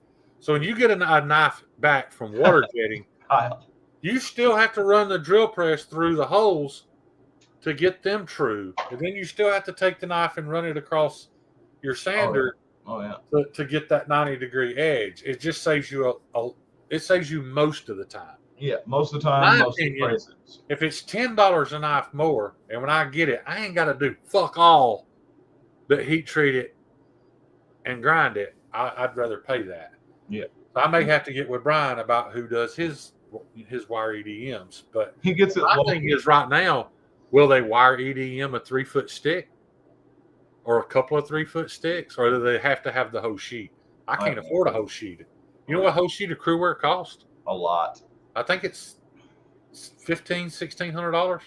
That's a lot. Yeah, I think. A lot. Yeah. It's a lot of money. I ain't even gonna look it up. Derek, if you put out the numbers, yes. If we're putting out enough shit, yes, it's most insanely effective to do that. Yes. Yeah. And if I'm not mistaken, the finish, like the cut, is perfectly smooth too, isn't it? Does it require much cleanup work, Brian? Yeah, Brian's got the only experience here I know of. Just to share my local prices, Wired EM charges me $42 a blank, and WaterJet charges me $8. Okay, so I thought it was just about a $10 difference. WaterJet, you need the precision of wire EDM for a lock interface. Okay, so there's no point in me doing wire EDM. That's why I'm going to eventually be doing wire EDM. Right. Because I need that shit. Once I dial that in. My only path to ever having a folder, I'm not 100% sure if it's ever going to happen. But I got told yes on a collab with one of my favorite U.S. makers. However, he's always behind. So I don't know. I just don't know if he'll ever have time to do it. And I don't want to. I mean, I'd tell you the same, but I don't know when I'd have time to do it. Well, but these are mid-techs. It's. Oh, I'm saying I would make you your own personal one at some point. No, this is. I'll just tell y'all, it's ABW. Yeah, man, I kind of figured right about doing a collab, and he's up for it. But here's my other thing: is Michael going to want to make a knife called the Thug? Michael Martin's a deacon in his church. Right. I can tell you this: he ain't gonna make a heathen. No. So I don't know how all that's going to work out. I don't know. It's kind of still up in the air. We'll see. So, but I would be, and just to warn y'all, if I have a knife made in the United States before any of those other dudes do, I will never shut up about it. As you told me. Yeah. Yeah. Oh shit. And keep in mind, I don't even care if I make a fucking penny. Right. You I just don't want care. to. You just want to have that. I just want to have my name in the text somewhere and be able to say, that's my design, motherfuckers. You said it could happen, and it could. But here's the thing: if I had the money, I could have a batch of them made, and for what he sells them for, I can mark them up $50, and it'd still be a fucking steal. It'd be a 10. Kyle, all those are good except Gash. They don't like that one. What? So I guess slut, whore, hooker, gash are all out too. Gash. That's one of my favorite words. Me gash. too. Yeah. That's all I like. Is just a gash. The Gash. I don't want no fucking. I don't want no lips. Just you don't want no Cthulhu coming down. Yeah. I just want to like somebody run a sharp knife right down the middle of that motherfucker. Oh man. I mean, I like a range, but you know, we all got our preferences. Yeah. I just don't like when you're down there and you apply just a little too much suction and they hit the roof of your mouth. I'm out. I'm out. I've even found some that were hidden, dude. Video not safe for children. Yeah, I found some that were hidden, like you couldn't see them at all. Damn, you got the stealth beef? Damn. You get it warm enough, and all of a sudden they just pop out right inside your mouth. Holy shit. Like, all right, baby, that's enough. Oh, dude. That's enough. Yeah. Back upstairs here. Call the next one WCB, Varsity Blues reference, whipped cream. Yeah, the whipped cream bikini. I don't know if there's... This is a thing. Guys, there's a lot of... Oh, whatever. Half y'all can't handle the curtains. You beg for pussy, so shut up. Come on, jab at this one. There's a lot of mixed opinions on have you probably paid for it. How many models you should have as a new maker. And I agree. It's probably not a good idea to try to make 10 different knives. You should continue making one and get good at it. But once that one stops selling, then what do you do? Yeah, you need to learn how to branch out and grow. You know that you don't do that by making the same thing over and over. I want to have, so far some of my favorite designs are, my Thug, my Heathen, the Bitch, which I've done 3. Still not happy with the Bitch. It's nowhere near ready, and the Goon. I never expected the Goon to sell a whole lot because it's just an 8-inch sax. Sure. Not everybody likes that, but that I don't think I'll ever make Goons and be like, hey, Goons are for sale. It'd be a situation like, hey, make me a Goon, then I will. My ex-girlfriend hit me up 2 nights ago, all drunk as fuck, down in Texas. Her homegirl's boyfriend, he was like, oh, he wants this sax, blah, blah. Send me some pictures, some like $40 fucking Temu shit or whatever, AliExpress shit. And I was like, yeah, I can make that, blah, blah, probably be about $500, yada, yada. Never got a response. Dude, I got an ex that's recent that has got married, and about every 4 months I'll get a text. It's just a comma. I love it. Just a comma. Nice. I was like, what does that mean? I don't want to know. I just don't want to know. I don't even reply. I think she just likes reminding me that she exists. Dude, sometimes they do, though. Yeah. The exes are crazy, man. They always hit you up no matter what. It's fucking funny. Few things to balance. 1, demand. If people are still buying, hold on to new stuff a bit. 100% correct. And 2, creative motivation. Make the same thing over and over. Kill your passion. Yeah, I learned that very quickly, Brian. And that was the reason why I have actually waited on releasing some stuff. I'm like, well, if I release this and people like it better, then they don't buy these Thugs I've got. Then what am I going to do with those? It's the same as if you. It's the same as if you change a steel. If you've been making something in crew wear, dude, Steel Choice fucks me up. Yeah, and you want to make it in K390, you better not fucking say K390 till all that crew wear's gone. Right. Yeah. Yeah, no, Steel Choice fucks me up. I'll buy some steel, I'll make a couple, and then I'm like, fuck, do people want this? I'm making knives out of what I would want to buy. No, I know, and I've grown to that. You know what I mean? But it's still kind of, it's always in your head, right? Especially when you buy in bulk, you're like, well, shit. Yeah. Just spent $300 on all this. With MagnaCut coming down some, I may do something in MagnaCut soon. It's cheaper than S90V, but like I want to use like CPM. So it may be a better. Times, and I'm like, shit, is that too cheap? Like, are people gonna want that? Blah blah. You know, like. Yeah. But I love that. So, like, I really like that steel as a person. Like, I like that myself. Right. The thing you have to remember about steel is there's a very small percentage of people that care. Right. However, most of those people that I know are right here. Yeah. We're not in that group of people that don't care. Yeah. Well, that's the other problem. Well, not having most of my books are comprised of motherfuckers that be up in this chat. Right. Like, you asked me if you made my knife out of 154, would that be okay? Hell yeah, it will. Yeah, I mean, I know you don't give a shit. I'll never cut enough shit to get it dull anyway. I know. So it's fine. And if I do, I know how easy it is to sharpen. But, yeah, I mean, just like Kyle said, right there, like go for me. Yep, I get it, man.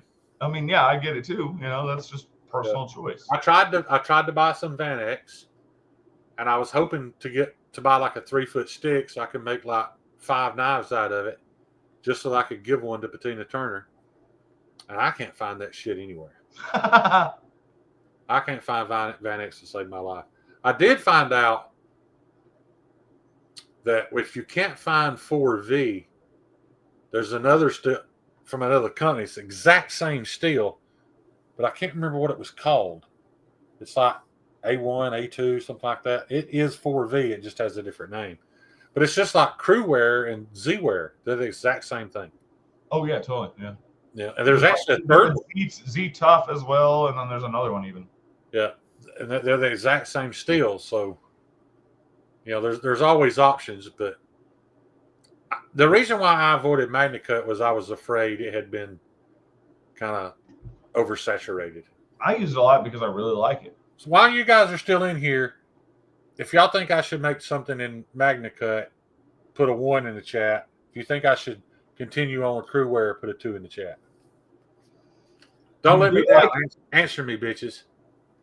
For my own personal use, and I don't use I'm not out camping. I'm not doing crazy shit with my knives. I use them mechanic-wise in the house, in the shop. I mean, Crewwear is awesome. It's kind of like a non-stainless tough steel, just like MagnaCut is a stainless tough steel. I don't know. Right. They take different kinds of edges for sure. You guys are no fucking help. Fuck no. 12. What's the cost difference? I'm gonna buy some. Just so that I can work with it and see what the, see if some of the shit I've heard, what's true, what's not. But I don't know if I want to buy it for an EDC knife. For me personally, for a knife I'm going to use outdoors, I would still, and I know this is opinionated, I would still rather have Crewwear.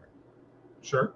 But I just don't like taking care of my shit, so I like stainless stuff. I get that. Crewwear doesn't rust like people think it. No, it doesn't. No, not like a lot of stuff does. Yeah, it's kind of close to stainless, but I want to. Exactly. I was thinking about buying some and trying to get some pretty thin and making some kitchen knives with it. On what? MagnaCut. Oh yeah, MagnaCut kitchen knives. It wouldn't be a bad idea to do some small bird and trouts either. Those are for legit outdoors people. They wouldn't have to worry about it rusting. That might not be a bad idea. I mean, I would rather have a bird and trout and MagnaCut as opposed to the Nitro V I'm making it in now. And I think the price difference, I could just, I wouldn't have to charge a shit ton more for the MagnaCut as I do the Nitro V. And I don't even think I need people to put numbers in the chat. I think everybody would rather have MagnaCut than Nitro V. Right. Unless they're just extremely abusive. Unless they're extremely abusive with the steel, then I'd rather have Nitro V. The MagnaWear, that should be cool, man. I still haven't fucked with the what was that other shit? Ultra something. The high carbon.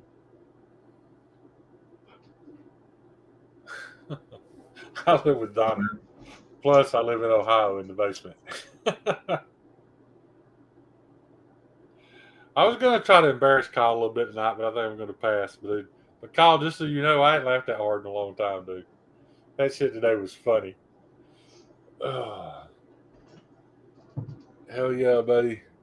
Oh, Apex Ultra. That's the fucking steel I was thinking of. Isn't it? Isn't Apex Ultra? It's like it's a high carbon steel.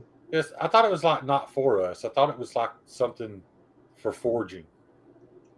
Yeah, but I mean, you can use it as stock removal if you want. Right. But I think that was supposed to be the. But yeah, that was the point. It was for the point is it's a better forging steel. But it gets super fucking hard, like 68 or 70 or some shit. She was pissed. No, you wasn't on mute, buddy. I got to hear all of it. I'm just gonna go ahead. I got to hear Kyle's mom chew his ass. It was so funny. Kyle thought he had took me off speakerphone. Nice. But apparently she knew that it was still. I think I laughed and she heard me. And yeah, dude, it was funny. FYI, yeah, that was good shit. Yeah, ADCR is like beginner steel to me. I don't want to. As a new and learning knife maker, I don't want to badmouth all these guys using ADCR, man. No, and that's the problem. It's a low level steel and it's easy to work. If I could sell knives in ADCR, I wouldn't have these money issues. Because you're literally talking about $5 a knife.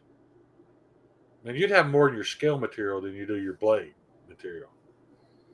I've never even played with it. I've got a knife right now that I'm making in 8670. However, it's a purpose-made knife, and he's afraid it's going to break on bone. Demonic. That's what he wants, and that's what I'm going to give him. But other than something purpose-built like that, I just don't understand.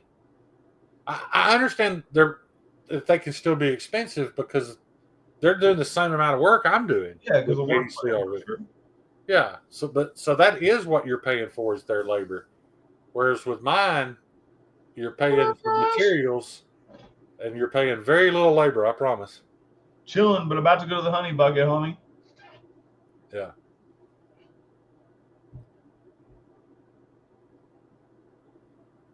Yeah, they're decent steels. You're right, and I don't mind using them all for something purpose built.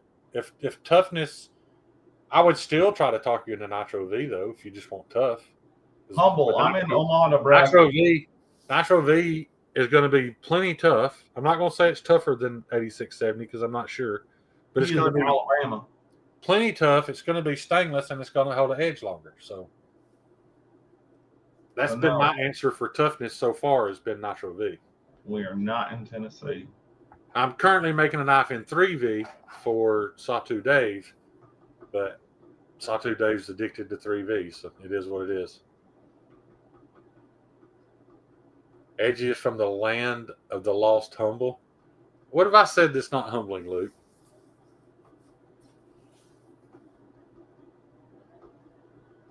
Kyle, it's weird because none of the charts have Nitro V and 80 CRV2 or 8670 on the same chart. And I don't know what the pounds per square inch mean. Is that side load? I don't know how they're testing the toughness. But if you go from one chart to another, it does appear as if Nitro V is tougher than 8670. But I'm not going to say that because I haven't seen it. I haven't seen them together on a chart.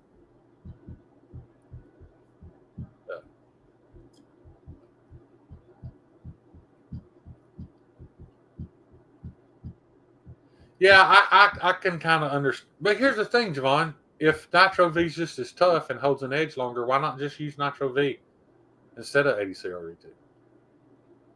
I think a lot of it is just that people in that realm choppers that want tough have heard that that's a super tough steel, so they just go with it.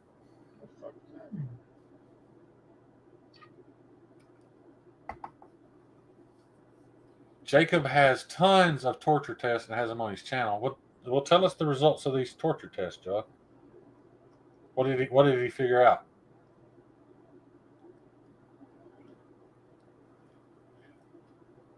Man, have fun finishing that shit by hand. Eminem, that's a whole different talent that I will always have respect for. Oh, we got fucking mother in the building here, our fucking stepmother. This doesn't sound like an answer that's going to end in the next 4 minutes. Wrap it up. All right, guys. Stevie's right. I was trying to get off earlier, dude. I told you I'd cut it at 11 for you. Everybody said you had already posted it at 12. So anyway, that's all we got tonight. I think it was a pretty good live. I had a good time. Donnie didn't get super obnoxious, so that's awesome. Well, fuck. Sorry to disappoint. Yeah. But I love you guys. I appreciate the amount of time y'all That's what spend. tomorrow's for. We will see y'all at the Honey Bucket. At the Honey Bucket. Peace out. Show up.